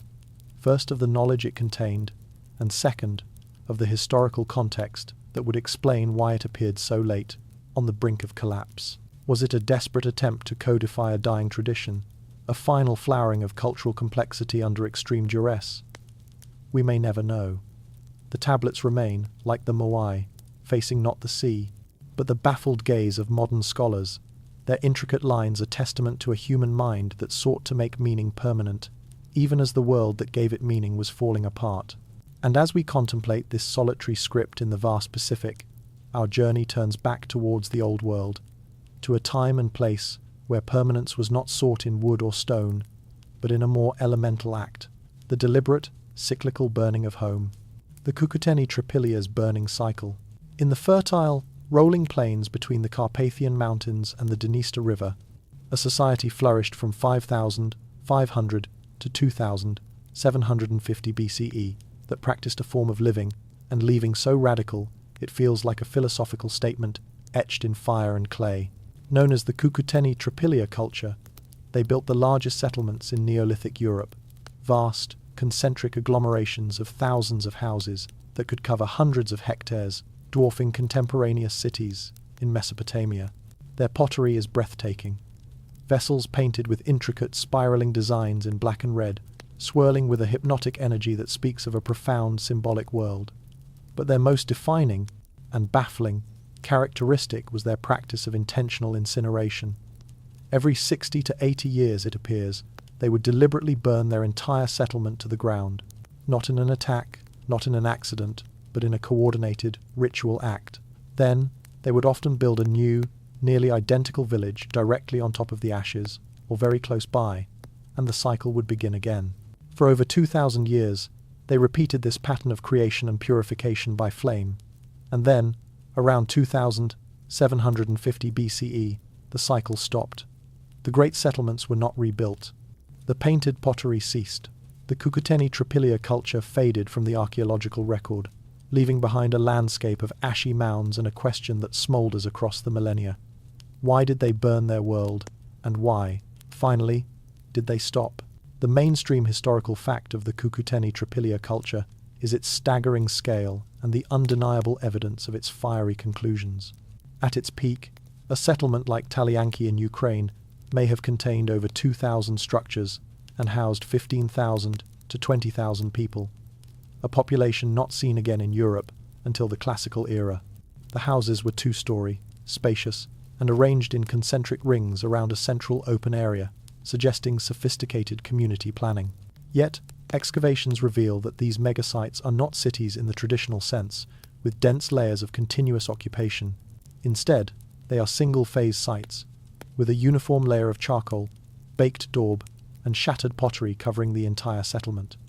The burning was so hot it vitrified the clay daub of the walls. This was not a haphazard fire. It was a controlled, all-consuming inferno that required preparation and communal will. After the burn, a new, clean settlement would arise, its inhabitants using the same pottery styles, the same architectural plans, as if hitting a cosmic reset button. Theories for this burning house horizon are varied. The leading interpretation is ritual. The act may have been a form of purification, a way of cleansing the community of accumulated spiritual impurity, misfortune, or social strife. The life cycle of a house, or a generation, may have been symbolically tied to this conflagration. Another theory is practical. Burning killed vermin, pests, and pathogens that accumulated in the wattle and daub structures. Yet another suggests it was a defensive measure, creating a cleared, open kill zone that was later abandoned for strategic reasons. But the consistency and scale of the practice across centuries and a vast territory point to a deep-seated cultural imperative. It was a way of marking time and renewing the world. Their ultimate disappearance is entangled with the arrival of new peoples and technologies from the Eurasian steppe. The Yamnaya culture, pastoralists who used wheeled vehicles and domesticated the horse. Around 3000 to 2800 BCE, there is evidence of increasing contact and possibly conflict between the settled, farming Cucuteni Tropilians and the mobile pastoralist Yamnaya. The end of the Cucuteni Tropilia culture coincides with the dawn of the European Bronze Age, a period of massive demographic and social upheaval. Did the Yamnaya invaders violently disrupt the age-old cycle, or did the arrival of these new people, with their different social structures and technologies, simply make the old way of life untenable or unattractive? Climate change may have also played a role, with a shift to a drier, cooler climate potentially stressing the agricultural system that supported such large, concentrated populations. Perhaps, after a final burning, the people simply chose not to rebuild in the old way, dispersing into smaller communities, intermarrying with newcomers, and adapting to a changing world. One of the most intriguing fringe theories proposes that the burning was not just ritual, but a form of massive, communal performance art, a psychodrama on a landscape scale to enact myths of cosmic destruction and rebirth. The precise geometric patterns on their pottery, which some researchers have controversially linked to ancient astronomical knowledge or even early forms of mathematics, could be tied to this cyclical worldview. Furthermore, a quirky and haunting archaeological detail is the discovery of small, clay female figurines, often intentionally broken and placed in ovens or special pits within the houses before burning. These goddess figurines, with their exaggerated hips and stylized features, may have been central to the domestic cult, their ritual death in the fire a necessary prelude to the renewal of the home and community. Scholars still debate whether the Cucuteni Tropilia culture ended through conquest, through peaceful assimilation and cultural transformation, or through a combination of environmental stress and the allure of new social models presented by the steppe migrants. The lack of evidence for widespread violence at the final settlements suggests that the end may not have been cataclysmic, but a choice, a decision to step off the wheel of perpetual rebirth by fire. The final burning at a site like Nebelivka would have been, like all the others, a spectacular and solemn event. The community would have removed their valuables, their tools, their seed grain, their most precious painted pots. Then, they would have set the torch to their own homes, watching as 2 generations of labour and memory turned to light and heat. The ash would have settled, a fertile, black layer atop the plain. But this time, no new foundations were dug. No new daub was mixed. The people moved on, perhaps westward into the Balkans, perhaps north into the forest steppe, perhaps merging with the newcomers. Their unique cultural package, the megasites, the painted pottery, the burning dissolved. Their legacy may live on in the genetic makeup of Eastern Europe and in the substratum of later Balkan mythologies, where stories of firebirds and cyclical destruction are common. The vanishing of the Cucuteni Tropilia, therefore, was not a disappearance, but a metamorphosis by choice. After 2 millennia of a uniquely intense relationship with impermanence, they finally embraced a different kind of change. They stopped rebuilding the same world and allowed themselves to be remade by the currents of a new age. The ashy tells they left behind are not tombs, but fossilized moments of a ritual goodbye, repeated hundreds of times until the habit of return was finally, quietly broken. And as the last spirals were painted on the last pot in the region, far to the south, in a land of incense and gold, a trading partner of Pharaoh's was preparing to slip entirely from the map of the known world, becoming a phantom whispered about in hieroglyphs for centuries to come. The land of Punt. A phantom on the horizon. For the ancient Egyptians, the world had a centre, the black land of Kemet, nourished by the Nile and mysterious, fabulous edges. To the south, beyond Nubia, lay a realm that existed more vividly in imagination and desire than in precise geography, the land of Punt. It was not an enemy to be conquered, but a partner in a divine exchange. Egyptian reliefs, particularly those from the mortuary temple of Queen Hatshepsut at Deir el-Bahri, depict Punt in exquisite, idealized detail. Conical huts on stilts amidst lush, tropical vegetation, trees heavy with frankincense resin, a prosperous, peaceful people led by a portly King Parahu and his queen, Eti, who bears striking steatopygus features. The Egyptians sailed there, they tell us, to bring back marvels. Heaps of aromatic gums, frankincense and myrrh, ebony, ivory, wild animals like baboons and cheetahs, gold, and exotic woods. Punt was the source of the sacred incense, essential for temple rituals, a land seemingly blessed by the gods with abundance. Expeditions were rare, monumental undertakings, celebrated for generations. Then, after the reign of Ramesses III in the 12th century BCE, the direct contact ceases. Punt does not fall, it simply recedes. Mentions become vague, nostalgic. The trade goods keep coming, but now through middlemen. The actual location of this earthly paradise, never precisely recorded by the Egyptians, drifts into the realm of legend. Punt becomes a phantom, a golden memory on the horizon of history, its people and its precise homeland vanishing not from the earth, but from the map of the known. The mainstream historical anchor for Punt is its detailed portrayal in Egyptian art and texts, particularly the account of Hatshepsut's famous expedition around 1493 BCE. The Deir el-Bahri reliefs are a visual documentary showing the loading of ships with all goodly fragrant woods of God's land, heaps of myrrh resin, with fresh myrrh trees, with ebony and pure ivory. The Egyptians called it Ta-Netja, the land of the god, signifying its sacred primordial status.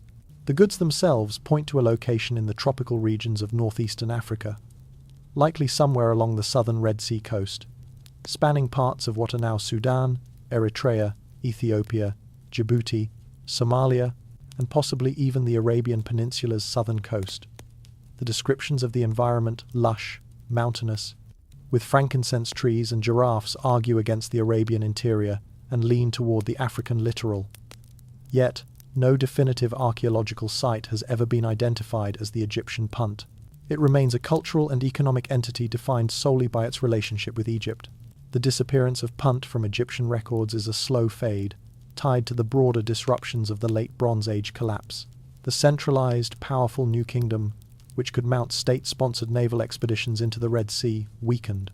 Political instability, economic decline, and the loss of secure trade routes made such long-distance voyages increasingly risky and impractical.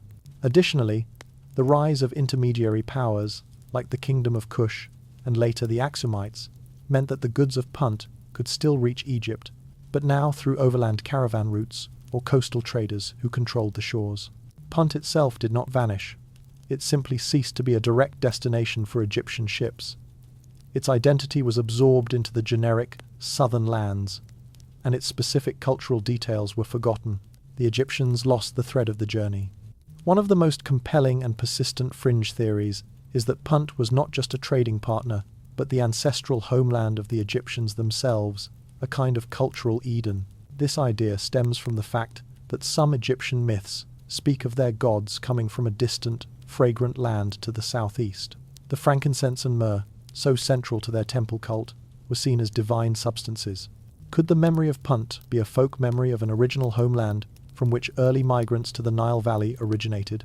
Mainstream scholarship treats this as mythopoetic, not historical. More tangibly, scholars still debate whether Punt was a unified kingdom or a loose confederation of coastal communities, and whether its location shifted over the centuries as trade networks and resource availability changed. The lack of a fixed archaeological smoking gun keeps the debate alive. A quirky and delightful detail from the Hatshepsut reliefs is the depiction of the Queen of Punt, Eti.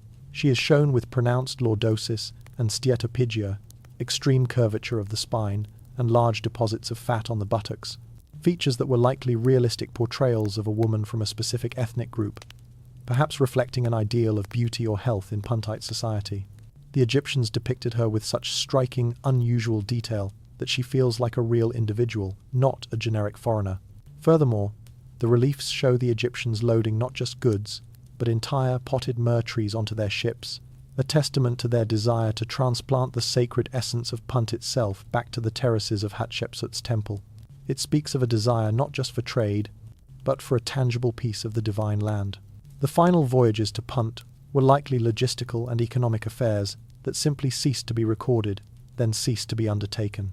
As Egypt turned inward, plagued by internal division and foreign pressure, The great seafaring tradition that reached the land of the god withered. The knowledge of the precise sailing routes, the seasonal winds, and the political landscape of that distant coast faded within the priestly and royal administrations. Punt became a name from the past, a symbol of a golden age of exploration and divine favour, much like the gods' land of their own archaic past. The vanishing of Punt, therefore, is a disappearance from record, not necessarily from existence.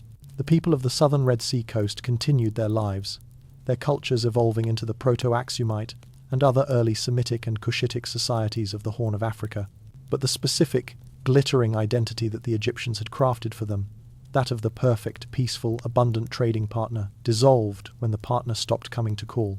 Punt slipped back into the fog from which it had emerged, leaving behind only the ghost of its scent in Egyptian temples and the vivid, enigmatic images on a Theban wall. It is a reminder that some civilizations vanish for us not because they ended, but because the light by which we saw them was extinguished. And as the memory of Punt faded into hieroglyphic legend in a very different corner of the globe, a different kind of industry was peaking, not of incense, but of metal, where ancient miners on a North American island were extracting pure copper on an industrial scale, leaving behind empty pits and a mystery of distribution that reaches across a continent. The copper barons of the Great Lakes, long before the clang of iron or the gleam of gold drew Europeans across the Atlantic, a different metal pulsed through the heart of North America, copper, in its pure, elemental form. And its epicenter was the rugged, isolated archipelago of Isle Royale and the Keweenaw Peninsula, jutting into the cold, deep waters of Lake Superior. Here, beginning as early as 5000 BCE and peaking around 3000 to 1000 BCE, ancient indigenous peoples conducted what can only be described as industrial-scale mining. They were not smelting ore. They were quarrying pure, 99% copper metal from bedrock veins, using fire setting and stone hammers to break loose masses that could weigh hundreds of pounds. The landscape is still scarred with thousands of pits and trenches, some dozens of feet deep, littered with countless stone hammerstones worn smooth from endless pounding. This was not casual collection. It was organized, sustained labor over millennia. The copper was then cold hammered and annealed into tools, ornaments, and ceremonial objects. Awls, spear points, bracelets, and distinctive, oversized spearheads of astonishing craftsmanship. These artifacts have been found in burial mounds and ritual sites across the continent, from the Gulf of Mexico to the Atlantic coast, evidence of a vast, prehistoric trade network. And then, roughly 1000 BCE, the large-scale mining on Isle Royale appears to stop. The pits fill with water and debris. The trade in this specific, raw material seems to diminish or transform. The miners, their society, and the extent of their influence vanish into the thick northern forests, leaving behind a silent, pockmarked landscape and a continental mystery. Who were these copper barons, and why did their great enterprise cease? The mainstream historical fact is the staggering physical evidence of the mines themselves and the wide distribution of the artifacts. The mining complexes on Isle Royale and the Keweenaw are the largest known prehistoric copper mines in the world. The volume of copper removed is estimated to be in the hundreds of tons. The technological skill required is evident not just in the mining, but in the subsequent metalworking. These artisans understood annealing, heating and cooling the copper to keep it malleable, allowing them to work the hard metal into complex forms. The distribution network is equally impressive. Old copper culture artifacts are found associated with the elaborate burial mounds of the Adena and Hopewell cultures thousands of kilometers away, suggesting the material was highly valued, perhaps spiritually charged, and moved through complex systems of gift exchange and trade over generations. This was not an economy in the modern sense, but a ritualized circulation of a sacred substance. The decline of the large-scale mining operation is puzzling. There was no depletion. Vast quantities of pure copper remain in the ground. One leading theory points to a technological and cultural shift. Around the same time the mining slowed, new materials were becoming available or preferred. The bow and arrow was adopted across North America, favoring smaller, lighter projectile points that could be made more easily from stone than from heavy copper. Additionally, the rise of the Hopewell interaction sphere, 200 BCE, 500 AD, saw a shift in prestige goods. While Hopewell sites contain exquisite copper artifacts, They are often made from worked sheets into elaborate ceremonial shapes, headplates, ear spools, animal effigies, rather than the utilitarian tools and weapons of the older tradition. The value of copper may have transformed from a practical, tool-making material to a specialized ritual medium, requiring less raw tonnage but more artistic skill. The need for mass extraction from the harsh, remote Lake Superior sites may have simply faded. A persistent and controversial fringe theory, often tied to speculative histories of ancient transoceanic contact, suggests the copper from Isle Royale was not just traded across North America, but was a key commodity in a global Bronze Age network. Proponents argue that the sheer volume mined exceeds what is accounted for in the archaeological record of the continent, and point to alleged chemical matches between old copper artifacts and European bronze. They propose that Phoenician or other Old World traders crossed the Atlantic for this precious resource.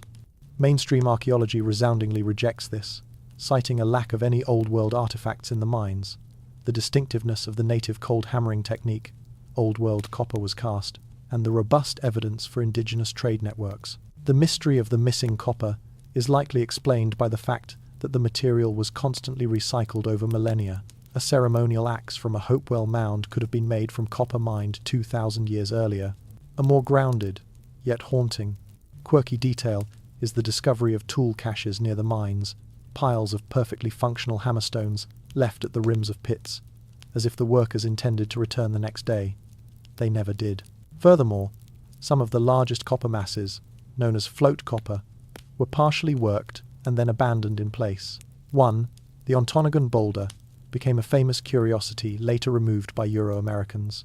These abandoned sites create a powerful sense of suspended animation. Scholars still debate whether the end of large-scale mining was a gradual obsolescence due to changing cultural priorities, a deliberate abandonment of the sites for spiritual or social reasons, or a disruption caused by broader population movements or climatic shifts that made the seasonal trips to the isolated island less feasible. The final season at the Isle Royale mines would have been like any other. A group of miners, likely travelling to the island by canoe in the warmer months, would have set up camp. They would have built fires against the copper-bearing rock, splintering it with water and stone hammers. They would have prized out the gleaming metal, worked some of it into preforms, and packed it for the journey home. But one autumn, they left, and no one returned the next spring, or the spring after that. The knowledge of the precise locations of the richest veins, passed down orally for hundreds of generations, may have slowly faded. The trade routes that carried the copper southward and eastward evolved, carrying different dreams and different goods. The vanishing of the copper culture miners is thus a fade-out, not a collapse. Their technology and tradition were absorbed, transformed, and ultimately rendered obsolete by the changing needs and values of the complex societies that succeeded them. They did not disappear. They stopped doing the one thing that leaves the clearest archaeological signature. Their descendants likely became part of the later Algonquian-speaking peoples of the Great Lakes region. The pits on Isle Royale remain, filled now with dark, peaty water, reflecting only the silent pine trees and the endless northern sky. A monument not to a vanished people, but to a vanished purpose. A multi-millennial chapter in human ingenuity that closed when the world no longer needed pure copper in quite the same way. And as the last echoes of the stone hammers faded over Lake Superior, far across the world in the highlands of Africa, another great trading empire was witnessing the toppling of its monumental stones as the sources of its wealth slowly dried up and silted over. The kingdom of Aksum's fallen steely. In the high, cool plateaus of northern Ethiopia, a kingdom once stood that thought itself the equal of Rome, Persia, and Byzantium. This was Aksum. Its power was built on a unique geographic advantage. It commanded the trade route from the Indian Ocean to the Red Sea, funneling the luxuries of the East ivory, gold, rhinoceros horn, frankincense, and live animals toward the hungry markets of the Mediterranean. Aksum minted its own gold, silver, and copper coinage, inscribed in Greek and Ge'ez, bearing the profiles of its neguses, kings, who styled themselves King of Kings. Their stonemasons carved monumental obelisks, or stelae, from single blocks of granite, the tallest standing over 100 feet high, intricately carved to resemble multi-story buildings with false doors and windows. These were markers for royal underground tombs, statements of cosmic and earthly authority. At its zenith in the 4th century AD, under King Ezana, Aksum adopted Christianity, becoming one of the first major empires to do so. Yet, by the 7th or 8th century, the coinage ceased. The great stelae, including the largest, lay toppled. The royal palace at the capital city of Aksum fell into disuse. The kingdom contracted, its international sway evaporated. The civilization did not die, but its imperial essence, its Bronze Age grandeur, faded, leaving a Christian, agrarian state in its wake, puzzled by the giant fallen stones of its own past. What caused the pillar of Aksumite power to crack and fall? The mainstream historical narrative points to a combination of environmental and economic shifts. Aksum's agricultural wealth was based on sophisticated plough agriculture and a vertical economy that exploited different ecological zones. However, evidence from soil cores and historical climate data suggests a period of prolonged drought and environmental degradation beginning around the 6th century AD. This would have strained the food base that supported the dense population of the capital and its elites. More critically, Aksum's economic lifeblood was trade. The kingdom's fortunes were inextricably linked to the Roman Empire and later Byzantium as the primary consumers of its goods. Two seismic events in the 7th century severed these vital connections. First, the relentless expansion of the Persian Sasanian Empire, which disrupted traditional overland and maritime routes. Second, and more decisively, the rapid rise of Islam and the Arab conquests. The Islamic caliphates now controlled both the Red Sea and the Egyptian terminus of the trade routes. While trade continued, it was reoriented and controlled by new powers. Aksum, once a key player, found itself isolated on the margins of a new Islamic world. Its access to the Mediterranean wealth that fueled its coinage and monumental projects choked off. The toppling of the great stelae is a powerful symbol of this decline. The largest one, the 108-foot Great Stele, lies broken where it fell, likely during its erection or shortly after. Others were deliberately pulled down. While local tradition sometimes ascribes this to the wrath of the Jewish queen Gudit, or Yodit, in the 10th century, a figure shrouded in myth who is said to have persecuted Christians, archaeology suggests many fell centuries earlier.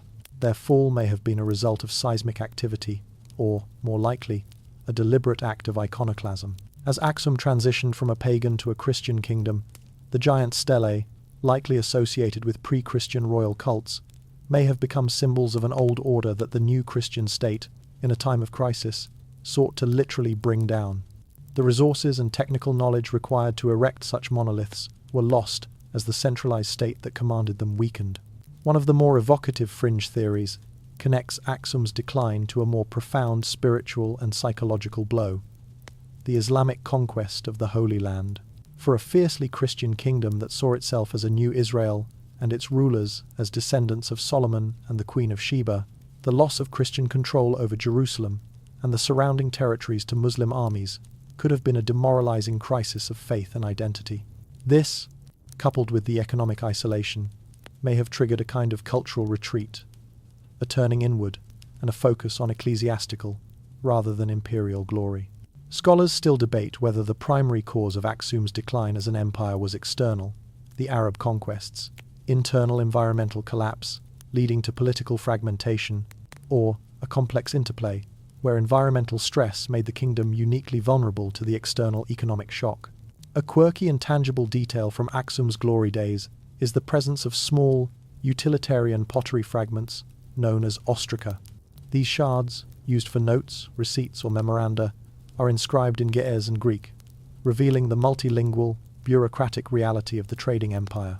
They speak of taxes paid in grain, lists of commodities, and personal messages. They are the discarded paperwork of a functioning state, a stark contrast to the silent, colossal stele. Furthermore, Aksum's most enduring legacy is arguably the foundation myth that outlived its political power, the Kebra Nagast, Glory of the Kings, compiled later. But drawing on Aksumite tradition, which details how the Ark of the Covenant was brought from Jerusalem to Aksum by Menelik I, son of Solomon and the Queen of Sheba, establishing the Solomonic lineage of Ethiopian emperors. This myth provided a divine legitimacy that sustained the Ethiopian state long after Aksum's imperial power had waned. The final centuries of the Aksumite state were a quiet diminution. The mint ceased production, not with a bang, but because there was no more bullion and no international commerce requiring it. The royal court likely moved to more defensible locations in the mountains. The focus shifted from international trade to local subsistence and monastic life. The great city of Aksum remained a sacred ceremonial center, but its political power drained away. The people, the language, and the Christian faith continued, but the empire that had once dispatched naval expeditions across the Red Sea and corresponded with Byzantine emperors was gone. The vanishing of imperial Aksum, therefore, was a retreat from the world stage. It was a civilization that adapted to a new, more constrained reality by shedding its imperial trappings, its coinage, its monoliths, its far-flung trade networks, while holding fiercely to its core identity of faith and Solomonic myth. The fallen stelae are the perfect metaphor, symbols of a sky-reaching ambition that now lie grounded, their intricate carvings slowly weathering, absorbed back into the very highland soil from which they were hewn. And as Aksum turned inward, on the other side of the world, in the dense jungles of South America, another people were making a different kind of retreat, ascending into the mountains to build a hidden city of terraces and stairways, only to later descend and vanish into the green, leaving their stone pathways to the clouds. The Ciudad Perdida of the Sierra Nevada, deep in the jungled, mist-wrapped mountains of Colombia's Sierra Nevada de Santa Marta, a city of stone sleeps. It is not a ruin in the classical sense, not a toppled monument in an open plain. This is Tayuna, known to the outside world as Ciudad Perdida, the Lost City. Built by the Tairona people between approximately 200 and 1650 AD, it is a marvel of terraforming.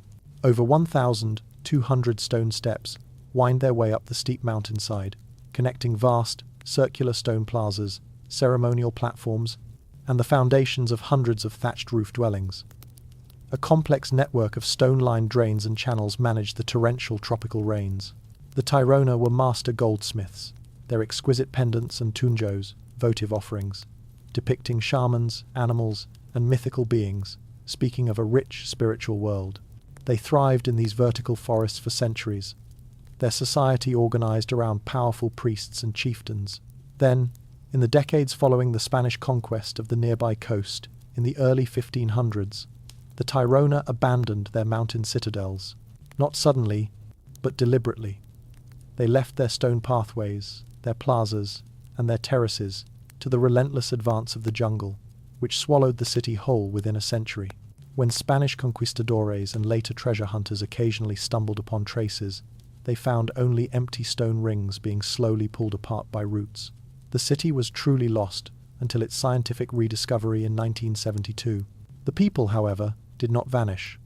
Their descendants, the Kogi, Wiwa, Arhuaco, and Kankwamo, still live in the surrounding mountains, guarding the memory of the sacred site they called Tayuna. Their disappearance was not physical, but a strategic, spiritual retreat from a world that had become poisoned. The mainstream historical fact is the city's sophisticated, resilient design and the cause of its abandonment. The Tairona were not a lowland people. They intentionally built in the dense, challenging environment of the Sierra Nevada, which offered natural defense and a diverse range of ecological niches for farming.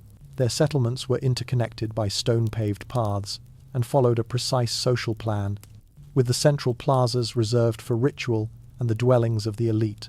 The Spanish arrival on the Caribbean coast in the early 16th century initiated a cascade of disasters. While the Tairona initially resisted fiercely, they were ultimately defeated not by direct military conquest of their highland strongholds, but by introduced European diseases, smallpox, measles, influenza, to which they had no immunity. These plagues decimated the population, shattering the social structure necessary to maintain the complex infrastructure of their cities. Simultaneously, the Spanish slave raids and relentless pursuit of gold disrupted trade and spread terror. Faced with demographic collapse and cultural annihilation, the survivors made a conscious choice to abandon the great stone centers and disperse into smaller, more hidden, and mobile communities in the even more remote reaches of the mountains. The vanishing of the Tairona from Ciudad Perdida was, therefore, an act of preservation. By leaving the physical manifestation of their centralized political and religious order, they sought to save its spiritual essence. The descendants, the Kogi especially, see themselves as the elder brothers, guardians of the heart of the world. They believe their role is to perform rituals and maintain balance to prevent cosmic catastrophe, a duty they inherited from the Tairona. For them, Teyuna is not a lost city, but a sacred, abandoned temple, a place too powerful and vulnerable to inhabit in a corrupt age. They intentionally withdrew from it to protect it and themselves, allowing nature to act as its guardian. This represents a unique form of disappearance. The civilization did not collapse, it went underground, transforming from a monumental, centralized society into a secretive, decentralized, and profoundly spiritual one. A compelling and somewhat fringe theory, often discussed in alternative archaeological circles, posits that the Tairona possessed advanced knowledge of astronomy and earth energies, and that the layout of Ciudad Perdida and other sites is a precise geodetic marker or a map of celestial constellations. While mainstream archaeology focuses on the site's clear social and hydraulic engineering, the sheer scale of terracing and the alignment of some features do suggest a deep understanding of the mountainous environment that transcends mere practicality. The Kogi Mamos, priests, today speak of Aluna, the spiritual essence of thought and reality, as the foundation of the material world, hinting at a metaphysical framework that could have guided the original construction. Scholars still debate whether the Tairona abandonment was a forced, tragic evacuation due to disease and warfare, or a strategic, culturally coherent retreat, designed to preserve a way of life under existential threat, a distinction the Kogi themselves would clearly make. A quirky and poignant detail is the discovery of small, stone-lined paths that seem to lead nowhere, ending at cliffs or dense jungle. These are believed to be sehuales, spirit paths for the dead, leading their souls to the sacred peaks. Furthermore, the goldwork of the Tairona, while famously beautiful, was not hoarded as wealth. Most pieces found in archaeological contexts are small tunjos, meant as offerings, thrown into lakes, caves, or buried in fields to appease spirits and ensure fertility. This reflects a worldview where material value was subservient to spiritual balance, a principle that likely guided their decision to leave material cities behind to save that balance. The final departure from Ciudad Perdida would have been a solemn procession. The Mamos would have performed closing rituals. Families would have gathered their most sacred objects, their seeds, and their tools. They would have walked down the stone staircases for the last time, not looking back. The thatch roofs would soon rot, and the jungle would begin its patient, centuries-long work of weaving vines through the stone rings and filling the drainage channels with soil and leaves. The city did not fall. It was voluntarily returned to the mountain. Thus, the vanishing of the Tairona from their greatest city is a story of resilience, not extinction. It is a conscious uncoupling from a monumental past to ensure a spiritual future. The stones of Ciudad Perdida are not a grave marker, but a beacon left in the forest, a testament to a civilization that chose to become invisible to save its soul. The whispering winds in its empty plazas carry not the echoes of a catastrophe, but the quiet hum of a purpose maintained elsewhere by the elder brothers who still watch from the higher slopes, performing the rituals that they believe hold their ancient world and perhaps all of ours together. And as we contemplate this deliberate retreat into the green, our journey turns to a much older, foundational layer of history, to a land of storm gods where a civilization was not abandoned but utterly absorbed, its voice surviving only in the liturgy of its conquerors. The Hattians. Before the Hittite thunder, in the rugged central highlands of Anatolia, long before the chariots of the Hittite Empire rolled forth to challenge Egypt and Babylon, the land trembled to a different, older rhythm.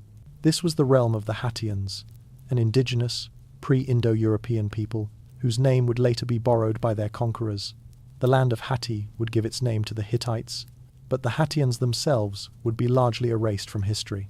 They were a settled, agricultural people, their society likely organized around city-states and sacred sites.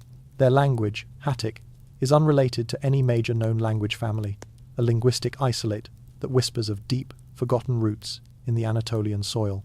They worshipped a pantheon of deities whose names echo with elemental force. The storm god of Hatti, the sun goddess of Arena, the god of the fields and the god of the wild.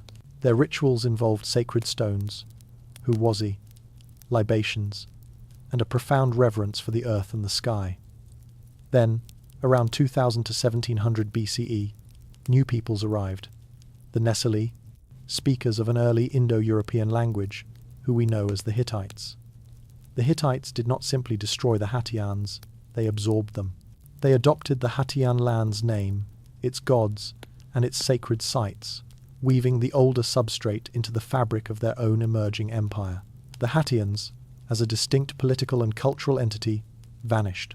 But their disappearance was not a death.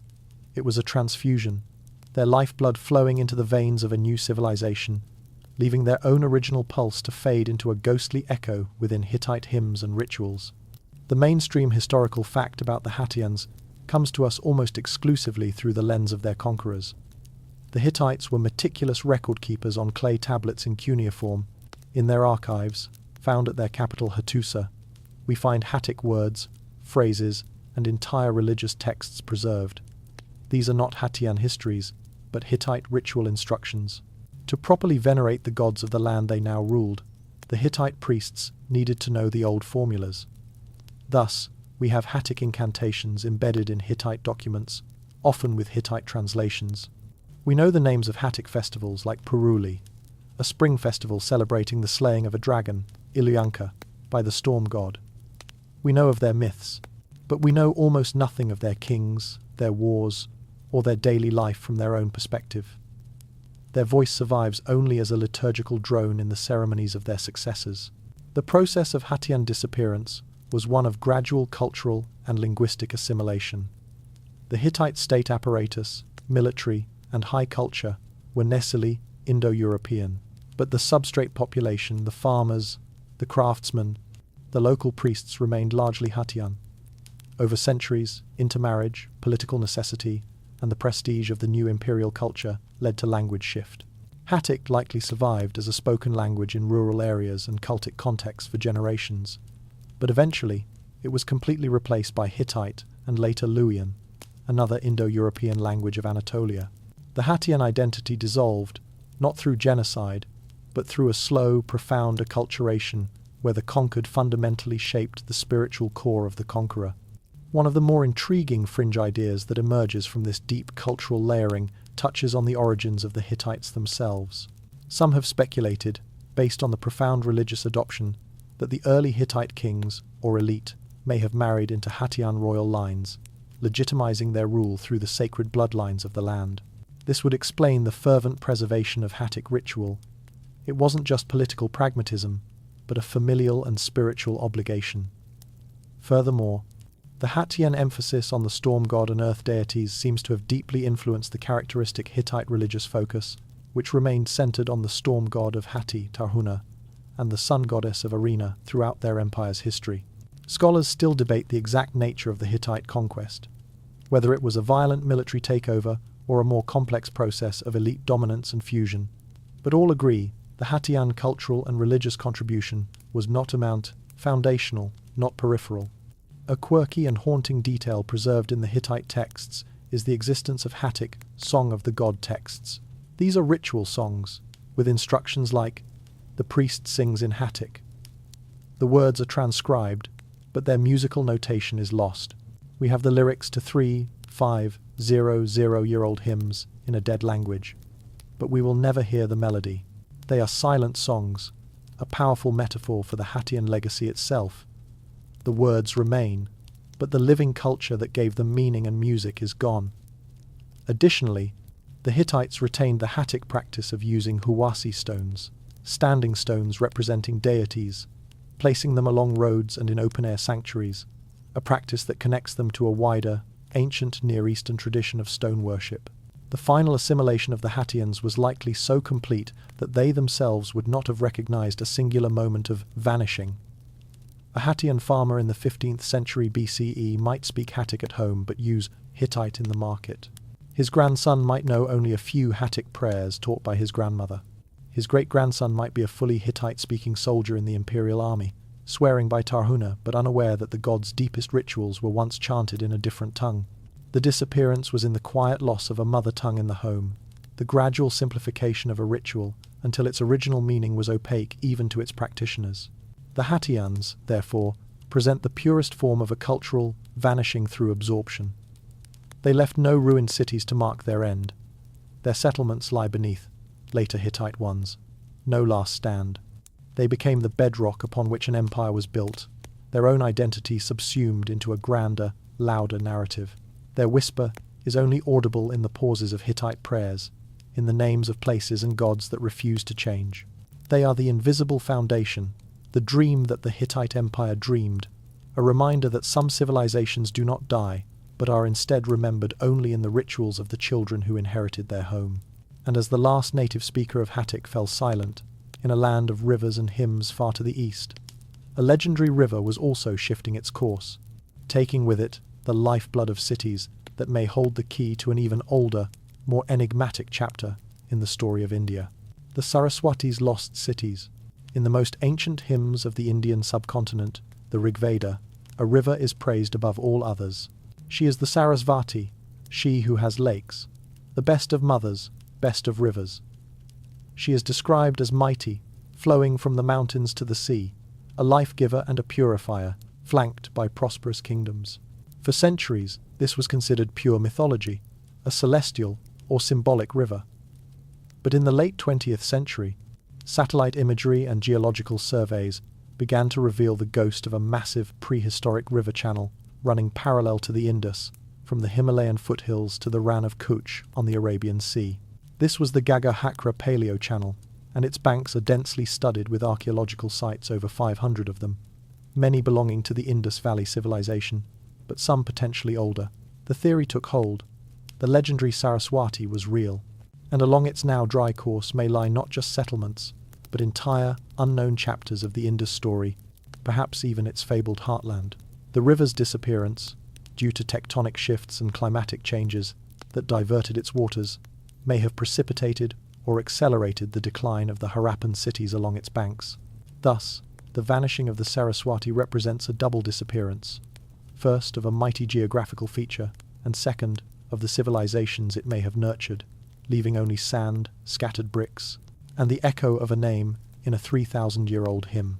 The mainstream historical and scientific fact is the identification of the Gaga-Hakra system as a once major river, active during the height of the Indus Valley civilization, 3,300 to 1,300 BCE.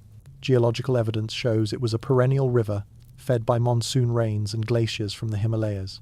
The density of Harappan sites along its dried bed is significantly higher than along the Indus itself, suggesting it was a central artery of the civilization. The river's decline began around 2000 BCE, due to a combination of factors. The capture of its tributaries by other river systems, like the Yamuna shifting east to join the Ganges, a weakening of the monsoon, and possibly tectonic activity that lowered the gradient of the land. This turned a vibrant riverine corridor into a seasonal stream and then a chain of saline depressions. The agricultural and economic base for the settlements along its banks would have crumbled, forcing large-scale migrations eastward toward the Ganges basin and southward. This environmental catastrophe provides a powerful, tangible explanation for the fragmentation and deurbanization of the Indus civilization in its later phases, complementing the theories of decline tied to the Indus River's own floods. The mystery of the lost cities along the Saraswati is not that they are unknown, archaeologists have mapped hundreds, but that they remain largely unexcavated, and their relationship to the Vedic texts is hotly debated. The sites, like Birana, Rakhigarhi, one of the largest Indus sites known, and Ganweriwala, are tantalizing. Could one of these be the equivalent of a Harappan capital on the Saraswati? The potential for discovery is immense. However, the river's disappearance also means these sites are often buried under deep alluvial silt or sand, making them less accessible and less visually dramatic than Mohenjo-Daro. Their stories are literally buried deeper. The people who lived there did not vanish. They, like their Indus brethren, likely migrated and contributed to the genesis of the subsequent Vedic and post-Vedic cultures of the Ganges plain. But their specific urban identity, tied to the lost river, was washed away. A controversial and deeply politicized fringe theory directly equates the Vedic Saraswati with the Gaga-Hakra and uses this to argue that the composers of the Rig Veda were the same people as the Indus Valley civilization, challenging the long-held theory of an Aryan migration into India. This indigenous Aryan theory is fiercely debated. Mainstream scholarship generally maintains a distinction. The Indus Valley civilization was likely a pre- or non-Vedic culture. Its script is undeciphered. Its iconography doesn't clearly match Vedic descriptions. While the Vedic culture was pastoral and horse-using, with its geographic focus shifting eastward as the Saraswati dried up. The river may thus serve as a bridge between the two worlds, a real place remembered in Vedic tradition long after it died, perhaps encountered by early Vedic peoples as they moved into the region and saw the ruins of a grand, earlier civilization along its dry bed. Scholars still debate whether the Saraswati's desiccation was the primary cause for the eastward shift of Indian civilization's center of gravity, or merely one factor in a complex mosaic of change. A quirky and poignant detail comes from the geology itself. The lost river's course can sometimes be seen from the air, or in satellite images as a dark, meandering line of different vegetation, or as a subtle depression in the land. On the ground, a traveller in the Thar Desert might come across a wide, flat expanse of incredibly fertile soil in the midst of the dunes, the ancient river's floodplain. Furthermore, local folklore in the region often speaks of a great river that once flowed and of cities that were lost when it disappeared, suggesting a folk memory that has persisted for millennia, independent of the Sanskrit texts. The final days for a city on the dying Saraswati would have been a slow-motion crisis. The river's flow would have become unreliable, then seasonal, then just a memory of dampness in the sand. The intricate irrigation systems would have led to nowhere. The wells would have had to be dug deeper and deeper. The decision to leave would not have been sudden, but a gradual realization over generations that the land could no longer support the dense urban life they had built. They would have packed their distinctive weights, their seals, and their pottery, and followed the retreating water table or migrating wildlife eastward, towards the lands where the monsoons still brought reliable rain. The vanishing tide to the Saraswati is thus a story of environmental memory. A river vanished, and with it, the concrete reality of the cities it sustained. But the river refused to vanish from culture. It was immortalized in him as the perfect lost paradise. The lost cities are not just archaeological sites. They are the physical counterpart to a mythological longing. They represent a civilization that literally lost its footing when its landscape transformed beneath it, its people becoming refugees in their own land, carrying the name of their lost mother river into a new age as a prayer and a memory of abundance.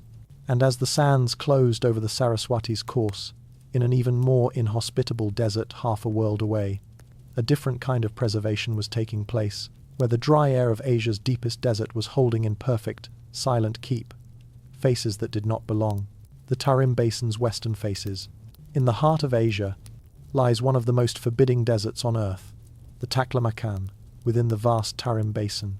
Its name is popularly translated as place of no return. Shifting sand dunes, some hundreds of feet high, stretch to the horizon under a blistering sun. Yet, in this absolute aridity, the desert has performed the role of a perfect custodian. Since the early 20th century, explorers and archaeologists have made startling discoveries in the dried-up river deltas along the desert's edges. Hundreds of human bodies, naturally mummified by the dry, salty sand. They are not merely skeletons, but complete individuals with skin, hair, clothing, and facial features, perfectly preserved for nearly 4,000 years. The shock is in their appearance.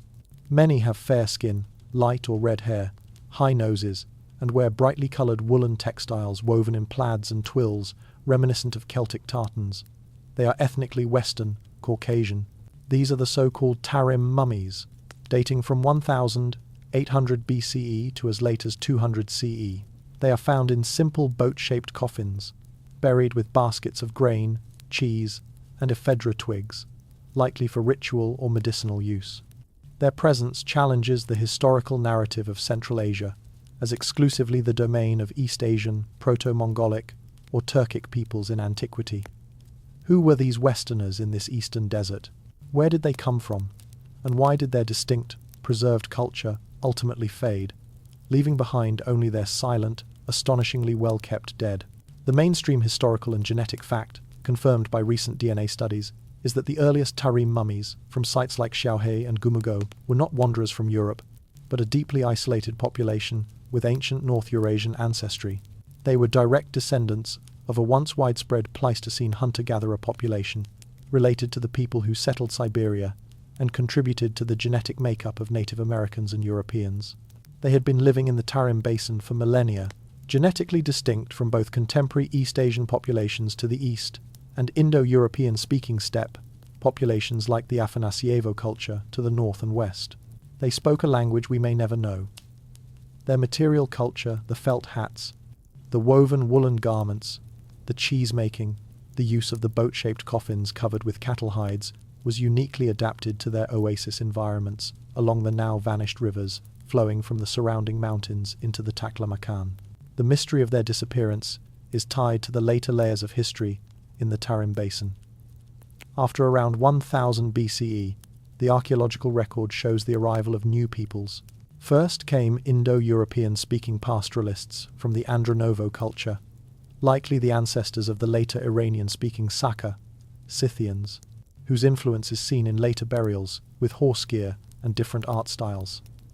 Later, from the east, came Turkic and Mongolian groups. The Tarim Basin became a crossroads on the Silk Road, with oasis city-states like Kroran, Lulan, and Kucha thriving on trade. The original western population of the basin did not simply die out. They were absorbed through centuries of migration, intermarriage, and cultural exchange. Their unique genetic signature diluted, their language lost, their specific customs blended into the stew of Silk Road cultures. Their physical distinctiveness vanished into the region's melting pot, only to re-emerge millennia later from the preserving sand, shocking modern observers. One of the most compelling and debated fringe theories, now largely discredited by genetics but persistent in popular imagination, was that these mummies represented lost Tocharian-speaking peoples. The Tocharians were an Indo-European people who lived in the Tarim Basin in the first millennium CE, speaking a Centum Indo-European language related to Celtic, Italic, and Germanic. Their manuscripts survive from a later period. While the later mummies, from 1000 BCE onward, do show genetic links to steppe pastoralists and could be connected to early Tocharians, the earliest, most striking mummies from 1800 BCE predate this connection and are not Indo-European. Yet, the image of tall, red-haired, tartangent-clad Caucasians in ancient China has fueled all manner of speculative histories, from lost tribes of Israel to wandering Celtic warriors. The reality, as shown by DNA, is more fascinating. They represent a relic population, a pocket of ancient North Eurasians who survived in isolation for centuries, a ghost lineage from the deep human past. A quirky and haunting detail is the preservation of their everyday life. A mummy known as the Beauty of Lulan wears a simple felt hat and fine woolen clothing, with a woven basket containing grains of wheat by her side. Another, the so-called Sheikh Shen man, has a finely woven diagonal twill tunic in burgundy and blue, and intricate tattoos of scrolls and animals on his face and hands. Most poignant are the small tokens buried with them: a sprig of ephedra, a piece of cheese, a winnowing basket. These are not the goods of kings, but of farmers and herders, people who lived and died by the fragile threads of water in a deadly desert. They speak of a modest, resilient, and now utterly vanished way of life. Scholars still debate the exact drivers of their cultural assimilation. Was it the relentless pressure of nomadic expansions from the steppe? Was it the pull of the thriving Silk Road economies, which brought new peoples, languages, and technologies into their once isolated oases? Or was it a slow, inevitable integration over 2,000 years of contact? What is clear is that by the time the Han Chinese chroniclers and Buddhist pilgrims described the oasis cities of the Tarim, the original, distinct population we see in the early mummies was no longer recognizable as a separate entity. They had become the historical Kucheans, the Agnaeans, the people of Lulan culturally mixed, Silk Road peoples. Their vanishing, therefore, was the ultimate act of merging. They are a stark lesson in how human populations are not static. The faces that stare from the museum cases in Urumqi are not ghosts of a lost European colony, but snapshots of a deep-time ethnic substrate that was overwritten by the tides of later history. They did not perish in a catastrophe. They were slowly woven into a new cultural tapestry, their threads still visible if you look closely enough. Their perfect preservation is the desert's ironic gift. It saved their bodies from decay, but could not save their living culture from transformation. And as the last members of this ancient lineage blended into the crowds of a Silk Road bazaar in a very different desert on another continent, a people in the American Southwest were making a different, more abrupt choice, walking out of their cliffside homes and leaving everything exactly as it was, as if time itself had stopped. The Sinagua and the sudden vacancy. In the high, arid plateaus of central Arizona, beneath the shadow of the San Francisco peaks, the landscape is a palette of red rock, dusty green juniper, and immense, vaulting skies. Here, the people now called the Sinagua Spanish, for without water, a name that speaks to their ingenuity, built a life of remarkable adaptation. From roughly 650 AD to 1425 AD, they farmed the difficult land using dry farming techniques and built homes that seemed to grow from the very cliffs. Their most famous dwelling, Montezuma Castle, is a 5-story, 20-room apartment complex wedged into a limestone alcove high above Beaver Creek, a marvel of prehistoric engineering and communal living. They were not isolated. They were part of a vast trading network, their pueblos yielding shells from the Pacific, macaw feathers from Mexico, and copper bells from far to the south. Their pottery, their basketry, their kiva ceremonies all point to a rich, stable culture intimately tied to the rhythms of the sun and the scarce, precious rain. Then, in the early 15th century, they left, not in a panicked flight, but in what appears to have been a coordinated, deliberate exodus over a generation or two. They walked out of Montezuma Castle, out of the cliff dwellings at Tuzigut and Honanki, out of their pit house villages on the mesa tops. They left behind pots, still resting on hearths, tools on floors, and granaries still holding maize. Then, they simply vanished from the region. By the time Spanish explorers arrived 2 centuries later, these intricate stone homes were empty, known only to later native groups like the Yavapai and Apache as the silent, haunted dwellings of those who came before. The Sinagua had folded their society into the landscape with a finality that feels less like abandonment and more like a curtain call. The mainstream historical anchor for the Sinagua departure is the Great Drought, a period of severe aridity in the southwest, documented in tree ring records from approximately 1276 to 1299 AD. This drought is famously implicated in the larger dispersal of the ancestral Puebloans, Anasazi, from places like Mesa Verde. For the Sinagua, however, the timeline is crucial. They weathered that catastrophic 13th century drought. In fact, some of their largest cliff dwellings, like Montezuma Castle, were built or expanded after it. Their exodus comes a full century later, around 1425 AD. This suggests the final cause was not the single Great Drought, but a subsequent period of environmental stress, perhaps combined with other pressures. Tree rings indicate another period of drier conditions and unpredictable rainfall in the early 1400s. For a society living on the agricultural edge, a series of poor harvests could have been the final straw. However, the orderly nature of their leaving argues against a sudden, famine-driven panic. This leads to the compelling theory of a pull factor, rather than just a push. The Sinagua were connected to the wider Pueblo world. To the north and east, large, aggregated pueblos, like those at Hopi and Zuni, were thriving, becoming major cultural and ritual centers. It is highly likely that the Sinagua, facing increasing hardship and perhaps social or religious change, chose to migrate and join these existing, larger communities. This was not a disappearance of a people, but a consolidation. They migrated, probably in clan groups, over decades, and were absorbed into the Hopi, Zuni, and perhaps even the later Rio Grande Pueblo communities. Oral traditions at Hopi mention clans arriving from the south, from the place of the Red Rocks, which could very well describe the Sinagua homeland. Their vanishing, therefore, is an archaeological one. Their biological and cultural lineage almost certainly continues in the Pueblo peoples of today.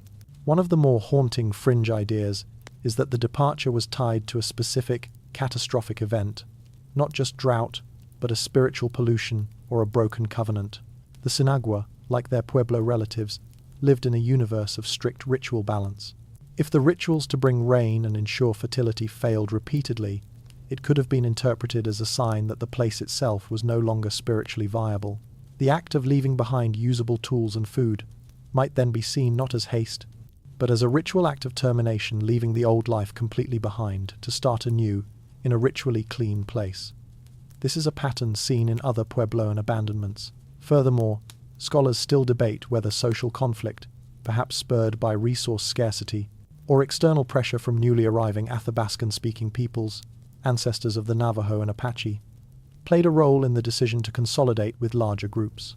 A quirky and tangible detail that personalizes the Sinagua exit is the discovery of a turkey pen at Montezuma Castle. The Sinagua domesticated turkeys, not just for food, but for their feathers, which were used in blankets and rituals. The abandoned pen, like the resting pots, suggests a planned departure, not a route. They would have taken their live turkeys with them.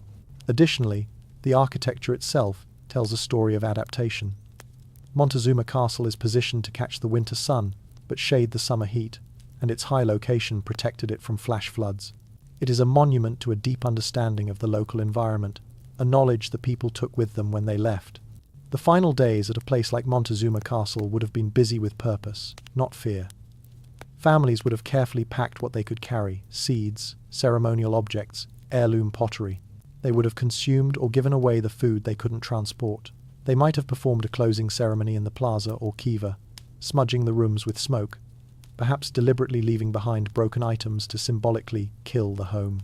Then, they would have climbed down the ladders for the last time, pulled them up, and set out across the high desert, following known trade routes toward the Hopi Mesas, a journey of faith toward a promised community. The vanishing of the Sinagua is thus one of the clearest examples of archaeological disappearance being the opposite of extinction. It was a strategic relocation, a choice to exchange a precarious, scattered existence in marginal lands for the security and communal strength of the large pueblos. The vacancy they left behind is so perfectly preserved because it was an intentional leaving, a closing of a door. The silent cliff dwellings are not tombs, but waypoints. They stand as beautiful, empty reminders that sometimes the most resilient act a civilization can perform is to collectively choose to walk away from the masterpiece it built, carrying only its culture and its people forward into an uncertain future, leaving the stones to tell the story of their absence. And as the Sinagua merged with the Pueblo world, across the widest ocean, another stone mystery was waiting beneath the waves, its geometric angles challenging the very narrative of human progress in the Pacific. The Yonaguni Monument's submerged question. Off the southern coast of Yonaguni Island, the westernmost tip of Japan, the Pacific Ocean holds a secret.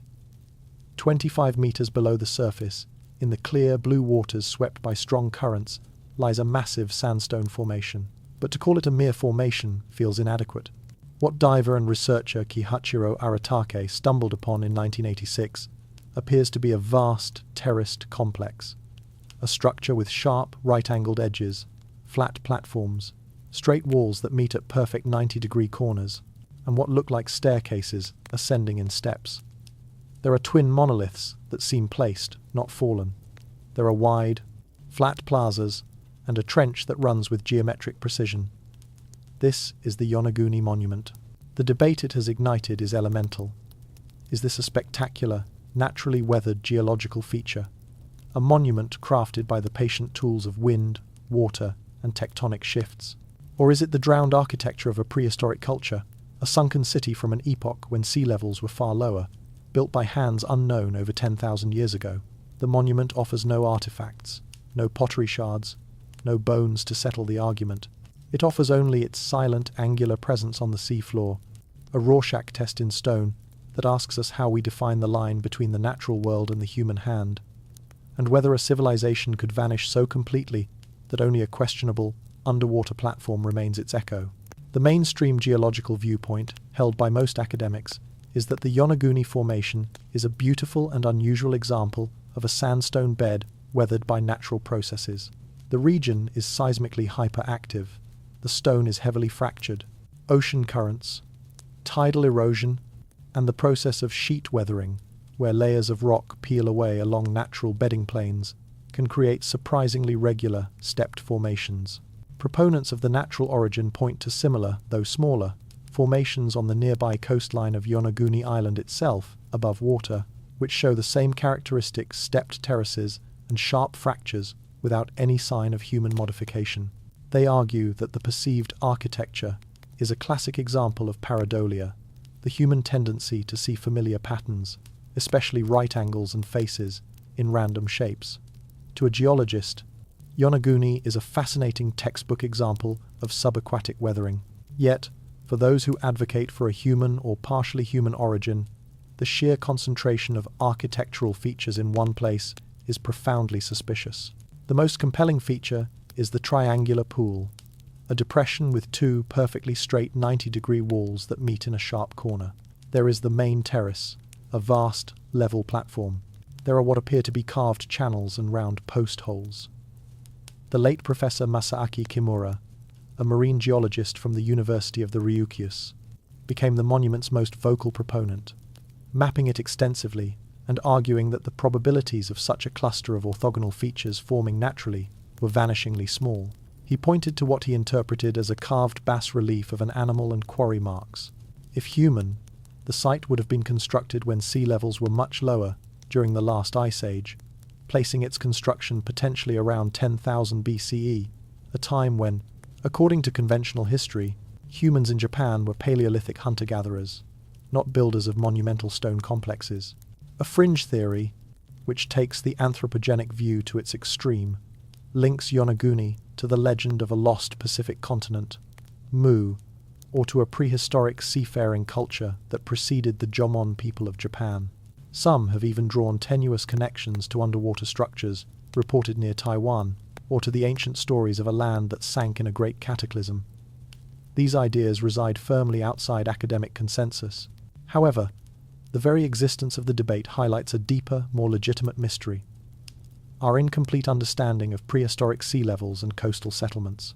Vast areas of continental shelf that were dry land during the last glacial maximum are now underwater, and archaeology has barely begun to scratch their surface.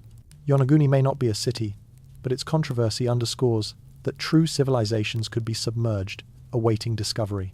Scholars still debate whether any features at Yonaguni show clear, unambiguous tool marks that would settle the argument, with most asserting that the fractures are conchoidal, typical of natural breakage, and not indicative of pecking or grinding by tools. A quirky and haunting detail is the presence of a large, flat rock near the monument that some have dubbed the turtle. Its shape is strikingly reminiscent of the stylized stone turtles found in Okinawan castle courtyards from the Ryukyu kingdom period centuries ago, not millennia. This superficial resemblance fuels imagination, but proves nothing. Furthermore, the marine life that now cloaks the structure adds to its otherworldly beauty and obscurity. Schools of hammerhead sharks often circle the site, and colourful corals encrust the edges, making it a living reef as much as an archaeological puzzle, a fusion of the possible ancient and the vibrantly present. The central question of Yonaguni is one of disappearance. If it is artificial, then the civilization that built it vanished with the rising seas at the end of the last ice age. This was a global event, not a local catastrophe. Any coastal culture from that time would have seen its homeland slowly, inexorably swallowed by the melting glacier's water. They would have migrated, their stories of a lost land becoming myth. Their structures would have been submerged, eroded, and forgotten. Yonaguni, in this scenario, would be a rare, preserved fragment of a world we have lost entirely to the ocean, a world for which we have no name, no language, and no history beyond this ambiguous, sunken geometry. Thus, the Yonaguni monument represents the ultimate cliffhanger of archaeology. It offers no closure. It is a question mark carved or weathered into the bedrock of the continental shelf. Its power lies not in providing answers, but in forcing us to confront the limits of our knowledge about the human past and the destructive, preserving power of the sea. It is a reminder that the most profound vanishings may not be on land at all, but beneath the waves, where the evidence is shrouded in blue mystery and visited only by fish and daring divers. And as we contemplate this silent structure in the Pacific Deep, our narrative turns back to a more documented, yet equally ephemeral, vanishing act in the North Atlantic, where a foothold in a new world was established, only to be relinquished, its story surviving not in stone, but in saga. The Vinland foothold that faded. The wind off the Greenland Sea carries a memory of grass, a scent alien to the ice and rock. It is a memory preserved not in soil, but in vellum, in the lines of the saga of the Greenlanders and the saga of Eric the Red. They tell of a restless man, Leif Erikson, blown off course around the year 1000 AD, sighting a land to the west of Greenland, where wild grapes and self-sown wheat grew. He called it Vinland, Wineland. Later expeditions followed, led by Thorvald Eriksson, Thorfinn Karlsefni, and Freydis Eriksdottir. They described a coast of bewildering abundance, forests of tall timber, a precious resource in treeless Greenland, meadows, salmon-filled rivers, and yes, grapes. They also described the people already there, whom they called Skrællingar, a term for indigenous Americans. There were encounters, trade, and conflict. The Norse built a settlement, a small foothold in this new world. And then, within a few years, perhaps a decade or two, they left. They pulled up their boats, gathered their people, and sailed back east to Greenland. The settlement at Landså Meadows, on the northern tip of Newfoundland, confirmed by archaeology in the 1,960 seconds to be indisputably Norse, was not a colony that failed. It was a base camp that was deliberately abandoned. The dream of Vinland, of a permanent Norse settlement in North America, faded like a mirage. The continent, with all its promise, was left behind. Why did they relinquish a foothold in a land of such apparent plenty, leaving only a few sod-walled foundations and a ghost in the sagas? The mainstream historical fact is the archaeological site of Landså Meadows, excavated by Helge and Anstein Ingstad. It provides irrefutable, stone and sod proof of the Norse presence.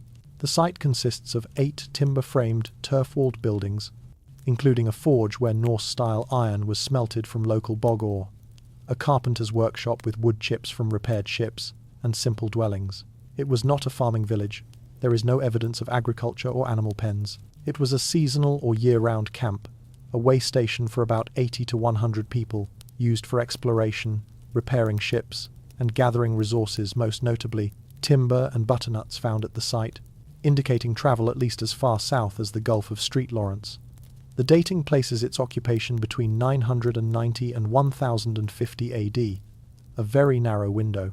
This was not a failed attempt at permanent colonization, but a strategic outpost that was used and then intentionally vacated.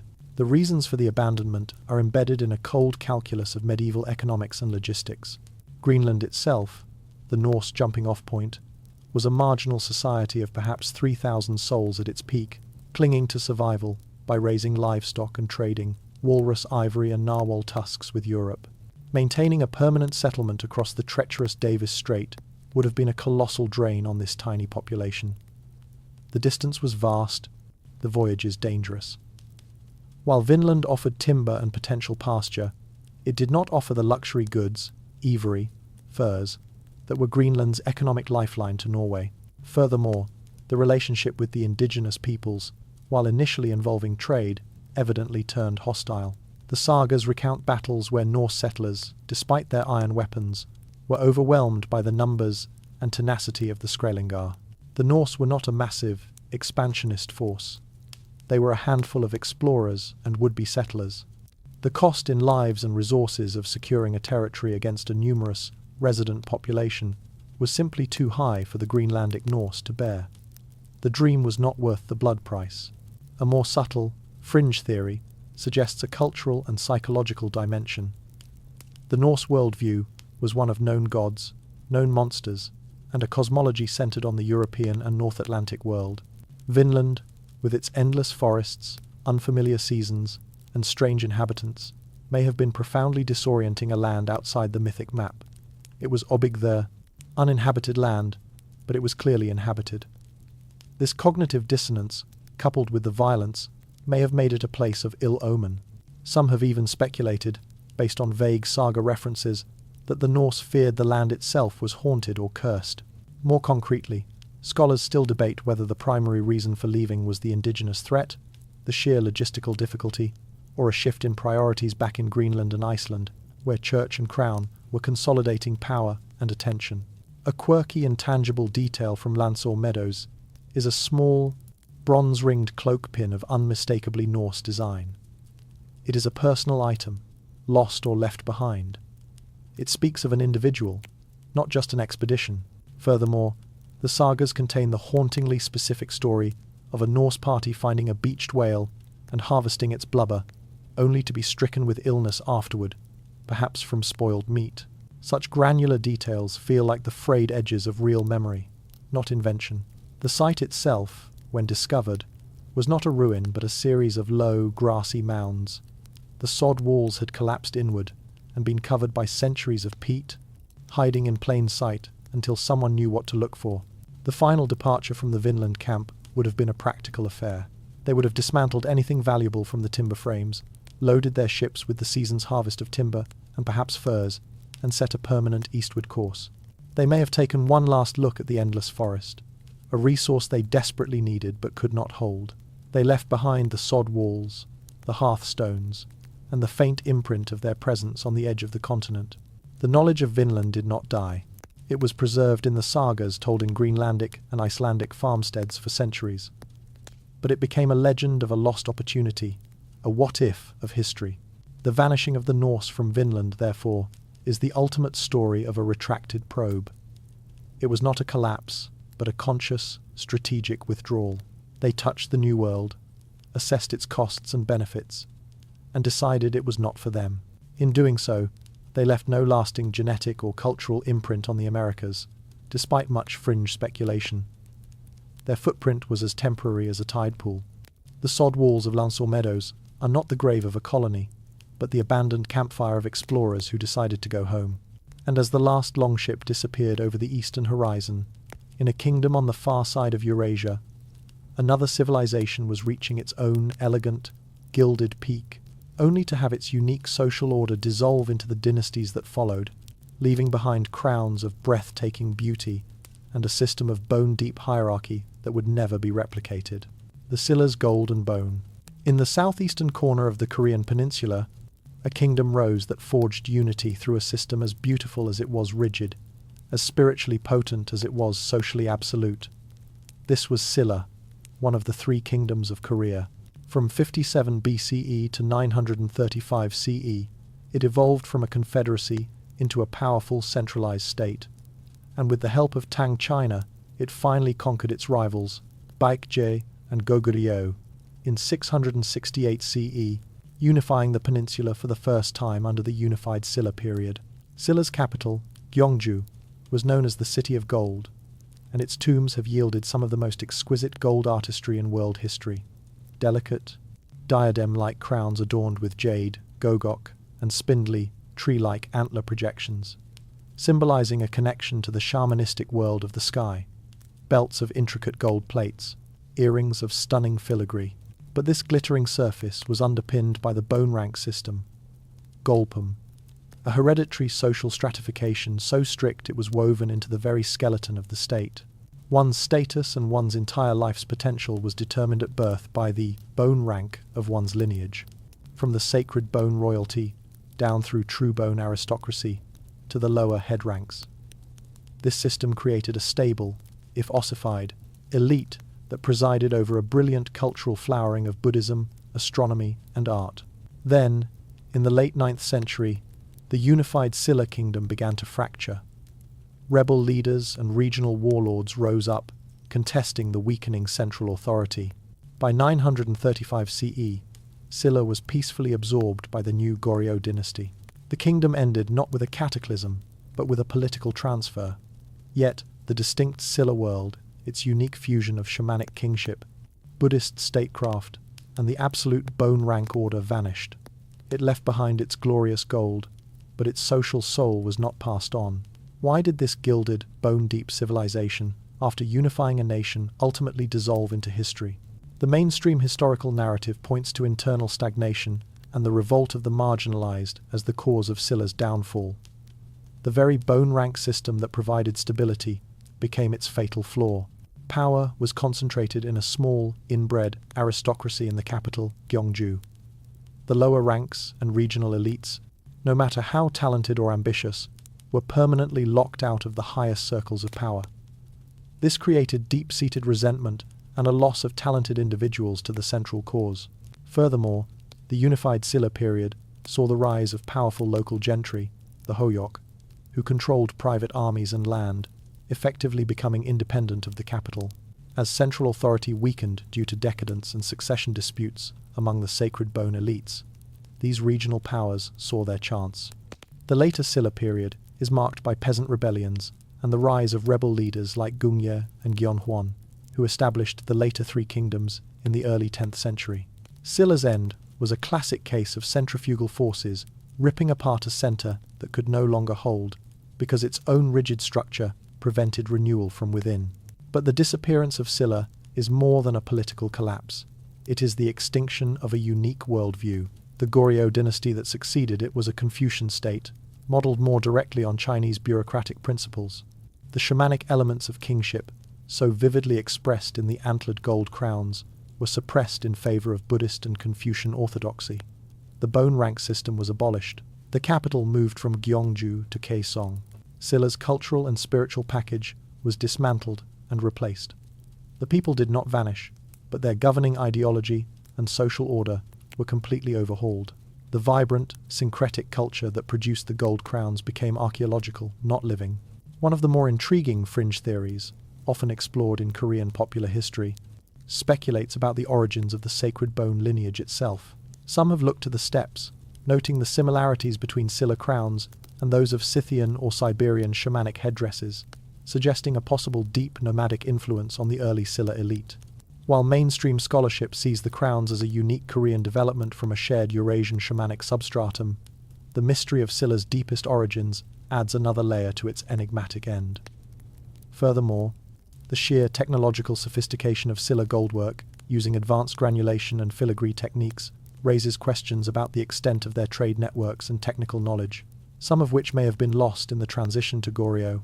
Scholars still debate whether Scylla's fall was inevitable due to the inflexibility of its social system, or whether it could have been avoided with reform, and to what degree the later Baekje and Goguryeo revival movements represented a rejection of the Scylla model itself.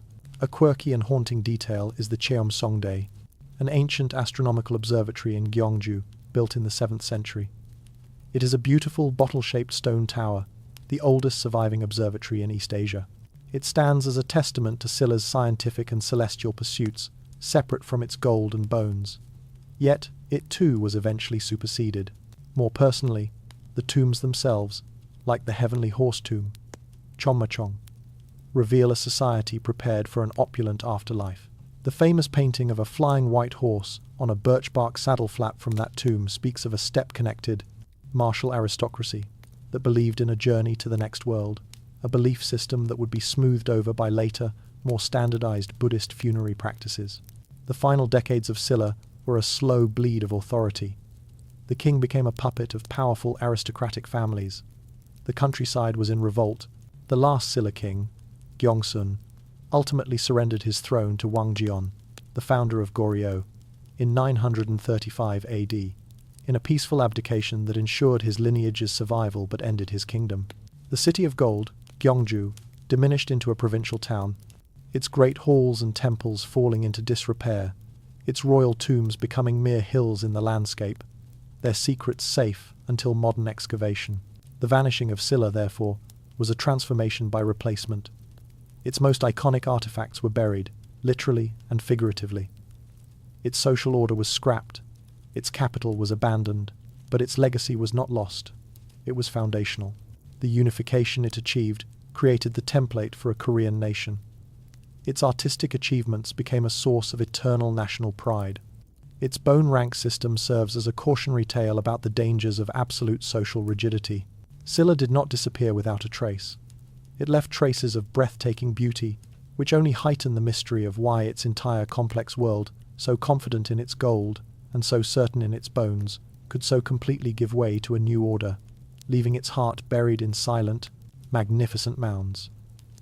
And as the last Scylla crown was interred, in a desert on the other side of the world, a civilization that had mastered the art of drawing water from stone was watching its own lifeblood, fossil water from a greener age, finally run dry, the Garamantes of the Saharan rivers. In the very heart of the Sahara, in the Fezzan region of southwestern Libya, the desert holds the ghost of a green past. Today, it is a realm of hyper-arid dunes and blistering rock, one of the most inhospitable places on Earth. But 2,000 years ago, it was the seat of the Garamantian civilization. The Garamantes were not the nomadic barbarians described by their Roman enemies. They were sophisticated city dwellers, farmers, and traders who built a kingdom in the desert that lasted over 1,000 years, from roughly 500 BCE to 700 CE. Their secret was water, but not from rivers that flowed on the surface. They tapped into a vast, fossil aquifer, the remnants of a wetter Saharan past, using an ingenious system of underground tunnels known as fogaras, or qanats. These gently sloping tunnels, sometimes stretching for kilometers, tapped into water trapped in bedrock and brought it by gravity to the surface oasis settlements. With this lifeblood, they grew grapes, figs, barley, and wheat. They built fortified capital cities like Garama, modern Gurma, with mud brick architecture. They controlled the trans-Saharan trade routes, bringing Mediterranean goods from the coast and sending back salt, semi-precious stones, and perhaps slaves from sub-Saharan Africa. Then, their civilization waned. The great fogaras fell into disrepair. Their cities were abandoned. By the time of the Arab conquests in the 7th century, the Garamantes were a faded power, and soon after, they vanished from history. Their kingdom did not fall to an army, but to the slow, inevitable draining of an ancient well that could not be refilled. The mainstream historical fact of the Garamantes is their astonishing hydraulic engineering, a direct adaptation to a deteriorating climate. The Sahara has not always been a desert. During a green Sahara period, ending around 3000 BCE, it was a savanna with lakes and rivers. As it aridified, the Garamantes' ancestors learned to follow the retreating water table. The fogara system, likely introduced from Persia or developed independently, was their masterpiece. It required immense communal labor to dig and maintain, implying a high degree of social organization. Their society was hierarchical, with kings, a warrior elite, and a population of farmers and probably slaves who worked the tunnels. Roman sources, like the historian Tacitus, describe clashes with the Garamantes, acknowledging them as a formidable force. Archaeological evidence shows trade goods from the Roman world in their settlements, confirming their role as intermediaries between the Mediterranean and the African interior. The decline of the Garamantes is a textbook case of unsustainable resource exploitation. The fossil aquifer they tapped was not a renewable resource on a human timescale. It was ancient water, a finite treasure. As their population grew and their agriculture expanded, they drew the water down faster than it could be minimally recharged by scant rainfall. Maintaining the fogaras was a constant battle against silt and collapse. As the water output diminished, the agricultural base shrank. Social stress likely followed conflict over dwindling water, the inability to support a centralized elite and the labor force needed for tunnel maintenance. Climate change may have delivered the final blows.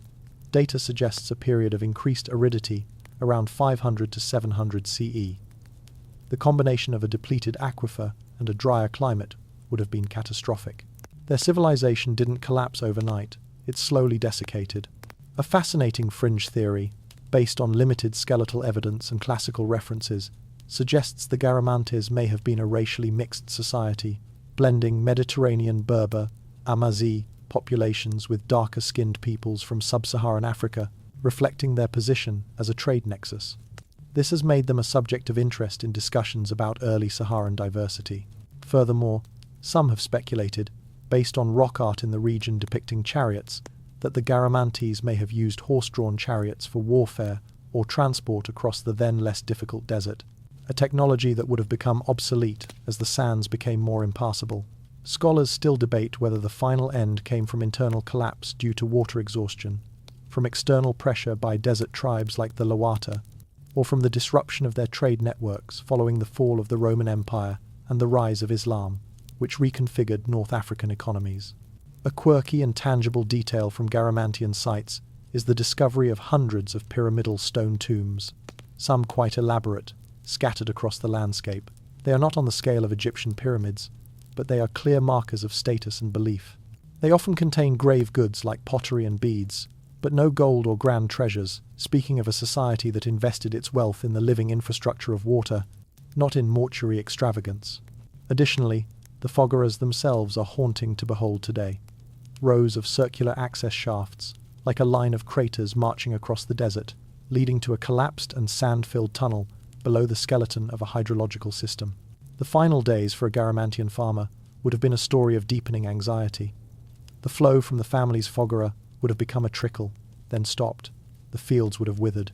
The choice was stark: maintain the tunnels by digging them deeper, an ever more difficult and dangerous task, or leave. Many likely left, dispersing to other oases or migrating to the coastal plains.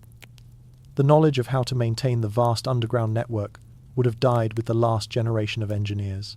The cities, built of mud brick, would have begun to melt back into the desert under the wind and the rare, destructive rain. The vanishing of the Garamantes, therefore, is a slow-motion tragedy of environmental limits. They were a brilliant adaptation to a specific, fragile set of conditions. When those conditions changed both through their own consumption and through broader climatic shifts, their adaptation failed. They did not vanish as a people. Their descendants likely blended into the Berber and Tuareg populations of the Central Sahara, but their political entity, their urban life, and their miraculous hydraulic civilization disappeared. The desert, which they had held at bay for a millennium, finally reclaimed its dominion. Their ruins stand not as monuments to conquest, but to a profound, and ultimately losing, dialogue with a relentless environment, a dialogue that ended when the last drop of ancient water was spent, and the sand whispered back its final, dry answer. And as the last foggara silted up, on a Mediterranean island famed for its towers, a different kind of stone-built society was reaching the end of its own enigmatic story, leaving behind thousands of silent, beehive sentinels staring out to sea. The Nuraghe builders of Sardinia, rising from the rugged, sun-baked landscape of Sardinia, are stone sentinels of a forgotten age.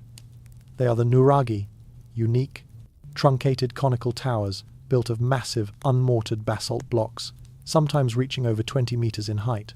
Often, a central tower is surrounded by a complex of interlinked bastions and courtyards, creating a labyrinthine fortress. Over 7,000 of these structures dot the island, a density unmatched by any comparable monument in Europe. They were built by a Bronze Age people, simply called the Nuragic civilization, who flourished from around 1,800 BCE to 238 BCE, when the Romans annexed the island. They were skilled metallurgists, trading their copper and lead with Cyprus, Crete, and mainland Italy. They crafted enigmatic bronze figurines of warriors, animals, and ships. They built sacred wells for water worship and vast circular megalithic tombs called giants' graves. Their society was likely organized into chiefdoms centered on these tower complexes, which served as defensive strongholds, status symbols, and perhaps ritual centers. Then, as Carthaginian and later Roman influence grew, the distinct Nuragic culture faded. The Nuraghi were not destroyed in war. They were often repurposed, used as shelters or quarries, or simply abandoned. The Nuragic language, never written, vanished. Their identity dissolved into the successive layers of Punic and Roman colonization. They left no chronicles, no king lists, only these silent, cyclopean towers and small, expressive bronzes, a civilization that speaks volumes in stone and metal, but not a single word we can understand. The mainstream historical timeline places the peak of Nuragic construction and cultural complexity in the late Bronze Age, 1000, 500 to 1000 BCE. This was a society of considerable wealth and reach, as evidenced by the discovery of Cypriot and Mycenaean pottery in Nuragic contexts, and Nuragic pottery as far away as Crete. The Nuraghi themselves are feats of engineering. The corbelled interior chambers, where each successive stone course projects slightly inward to form a dome, demonstrate sophisticated knowledge of statics. The largest and most complex, like Sunaraxi di Barumini, a UNESCO World Heritage Site, evolved over centuries into a village clustered around a central keep, suggesting a shift from isolated towers to central places of communal refuge and authority. Yet, despite this complexity, they never developed a true urban civilization on the scale of contemporaneous Eastern Mediterranean societies. Theirs was a landscape of competing tower chiefdoms. The decline and disappearance of the Nuragic civilization as a distinct entity was a process of absorption, not annihilation. From the 9th century BCE, Phoenician traders established coastal emporia on Sardinia, like Nora and Tharos. The Nuragic people interacted with them, trading and likely adopting new technologies and ideas. This contact intensified with the Carthaginian, Punic takeover of these ports in the 6th century BCE. The Carthaginians pushed inland, but there is little evidence of a wholesale conquest. Instead, a cultural and economic symbiosis occurred. Nuragic sites show increasing Punic influences. Then came Rome, which seized the island after the First Punic War in 238 BCE. Under Roman rule, the process of Romanization began. The old ways, the old language, and the political structures centered on the Nuraghi were no longer relevant in a world dominated by Latin law, Roman roads, and a global empire. The Nuragic people became Sardinians under Rome, their unique cultural markers gradually fading away over centuries. One of the most persistent and romantic fringe theories about the Nuragic people connects them to the legendary Sea Peoples, specifically the Shardana, who are depicted in Egyptian reliefs as mercenaries and invaders, wearing horned helmets and carrying round shields and swords. The name similarity, Shardana, Sardinia, is tantalizing, and some of the bronze figurines do depict warriors with horned helmets. Could the Nuragic civilization have been the homeland of these feared raiders of the late Bronze Age? Mainstream scholarship is cautious, but acknowledges the possibility of a link, perhaps with groups from Sardinia serving as mercenaries or participating in the destabilizing migrations of the era. This theory adds a layer of fearsome, cosmopolitan possibility to the otherwise silent tower builders. Scholars still debate the primary function of the Nuraghi. Were they primarily defensive, residential, elite residences, territorial markers, or multi-purpose ceremonial defensive complexes? The answer is likely all of the above, changing over time. A quirky and deeply human detail from this civilization is the proliferation of small, bronzetti statuettes rarely taller than a hand. They depict a whole society in miniature: archers, boxers, chiefs holding staffs, women offering vessels, hunters, and bizarre, mythical figures. There are models of Nuraghi themselves, and of intricate ceremonial boats. These were likely votive offerings, left at sacred wells or shrines. They give us a glimpse of Nuragic fashion, weaponry, and daily life that the monumental stone towers cannot. They are the civilization's self-portrait, albeit one whose meaning is encoded in ritual we cannot fully decipher. The final chapter for a typical Nuraghe was likely one of gentle obsolescence. After the Roman conquest, there was no need for a Bronze Age fortress. A farmer might use its lower chambers as a sheepfold or a storage space. Stones might be taken to build a Roman wall or a medieval church. The Forest of Towers, once the heartbeat of Sardinia, became quaint landmarks, then mysteries, then subjects of archaeological study. The language spoken within their walls disappeared, replaced by Latin and its descendants. The knowledge of their precise religious significance was lost. The vanishing of the Nuragic civilization is thus a classic Mediterranean story of cultural layers. They were not wiped out. They were buried first under Punic influence, then under Roman concrete. Their towers, incredibly durable, outlived their purpose and their meaning. They stand today as majestic, empty puzzles, symbols of a people confident enough to reshape their island's skyline with stone, yet who left no written word to tell us their names, their stories, or why they built what they built. Their silence is compounded by their sheer numbers. With 7,000 monuments, they shout their presence, but in a language we have yet to learn. And as the last Nuragic smith cast his final bronze figurine, in the frozen, wind-scoured reaches of the Arctic, the final people in our chronicle were facing their own quiet end, a gentle culture of master carvers yielding to new arrivals, leaving behind only small, haunting faces in soapstone and a ghost story of the Tuniet. The final whisper of the Dorset. In the immense, frozen silence of the Arctic, where the only constants are the wind, the ice, and the ethereal dance of the aurora, there thrived a people of profound resilience and gentle artistry. They are known by archaeologists as the Dorset culture, and by the Inuit who came after them as the Tuniet, or Sivulirmiut, the first inhabitants. From around 500 BCE to between 1,300 and 1,500 AD, they inhabited the northern coasts of Canada and Greenland, a realm where survival itself was a masterpiece of adaptation. They were not the ancestors of the modern Inuit. They were a separate, Paleo-Eskimo people who preceded them. The Dorset did not have bows, dog sleds, or large open-water hunting boats like the later Thule Inuit. Instead, they were masters of a smaller, more intimate scale. They hunted seal and walrus at breathing holes in the ice with exquisite cunning and patience. And they were perhaps the greatest ivory carvers the Arctic has ever known. Their artwork, small and meant to be held, is hauntingly beautiful. Delicate, naturalistic carvings of polar bears, seals, and birds, spirit masks with enigmatic, sometimes sorrowful expressions, and peculiar, skeletal flying figures with long, flowing appendages that may represent shamanic transformation. Their world was one of spiritual intimacy with the animals they depended upon. Then, as the medieval warm period gave way to the Little Ice Age, a new people arrived, the Thule ancestors of the modern Inuit, armed with superior technology for hunting large whales in open water.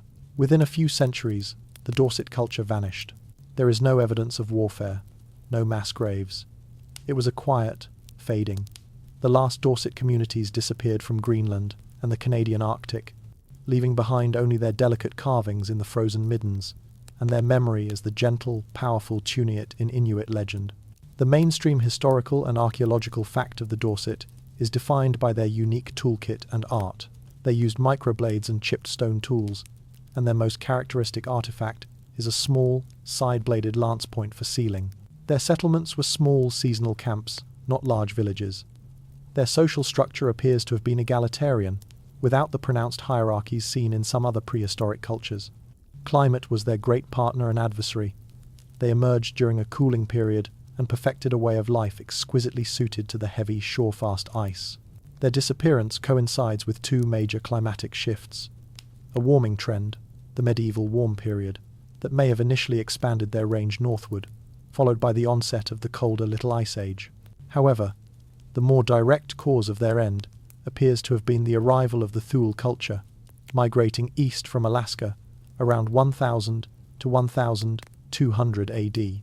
The Thule possessed a technological package superior for the changing Arctic: large skin boats, umiaks for whaling, dog sleds for transport, and more effective harpoons. The nature of the Dorset disappearance is the quietest of all our vanishings. There is no evidence of violent conflict. The Thule and Dorset archaeology shows some overlap in regions, and there may have been trade or limited interaction.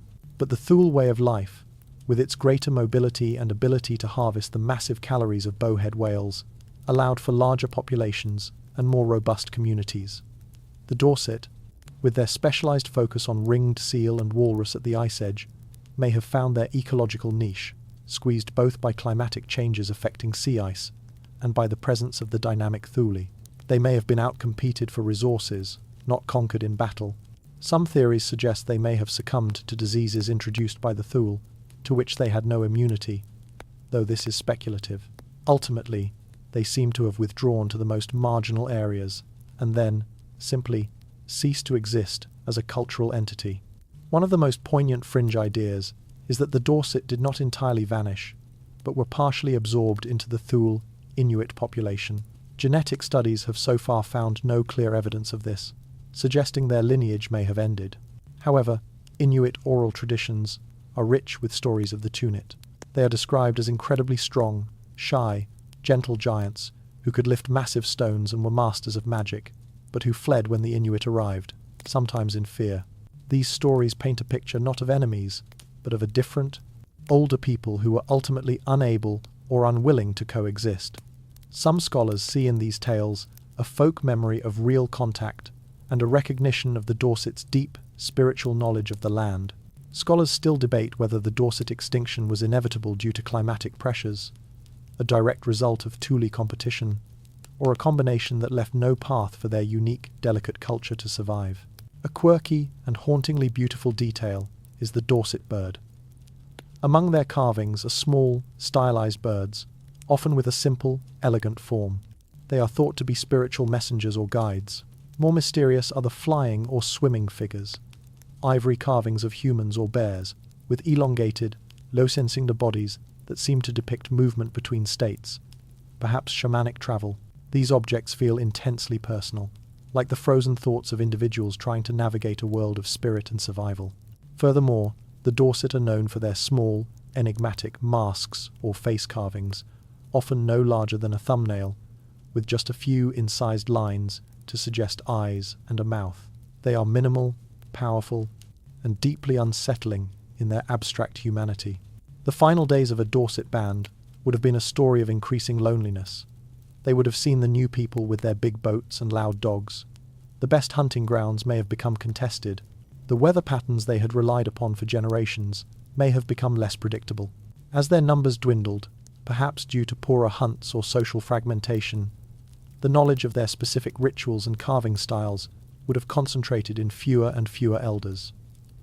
One winter, a small family group may have failed to return from a seal hunt.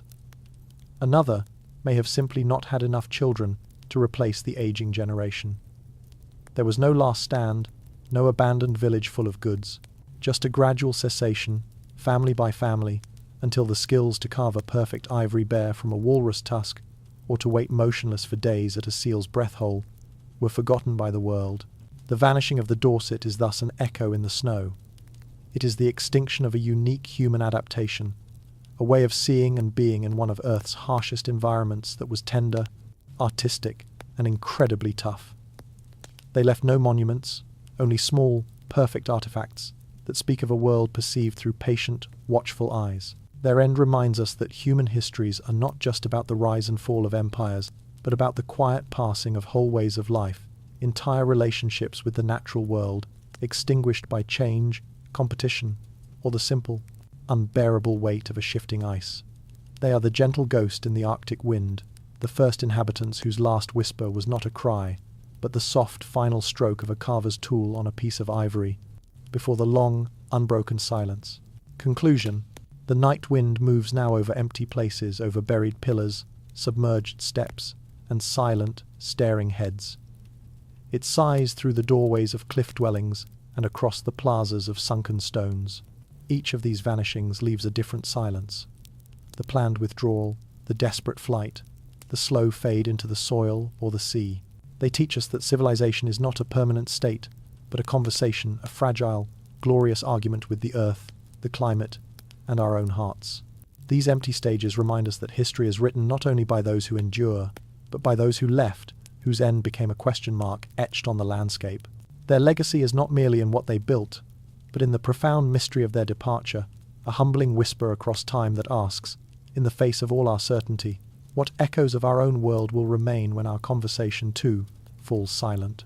The stones keep their secrets, the sand holds its peace, and the long night holds the memory of 25 different kinds of darkness.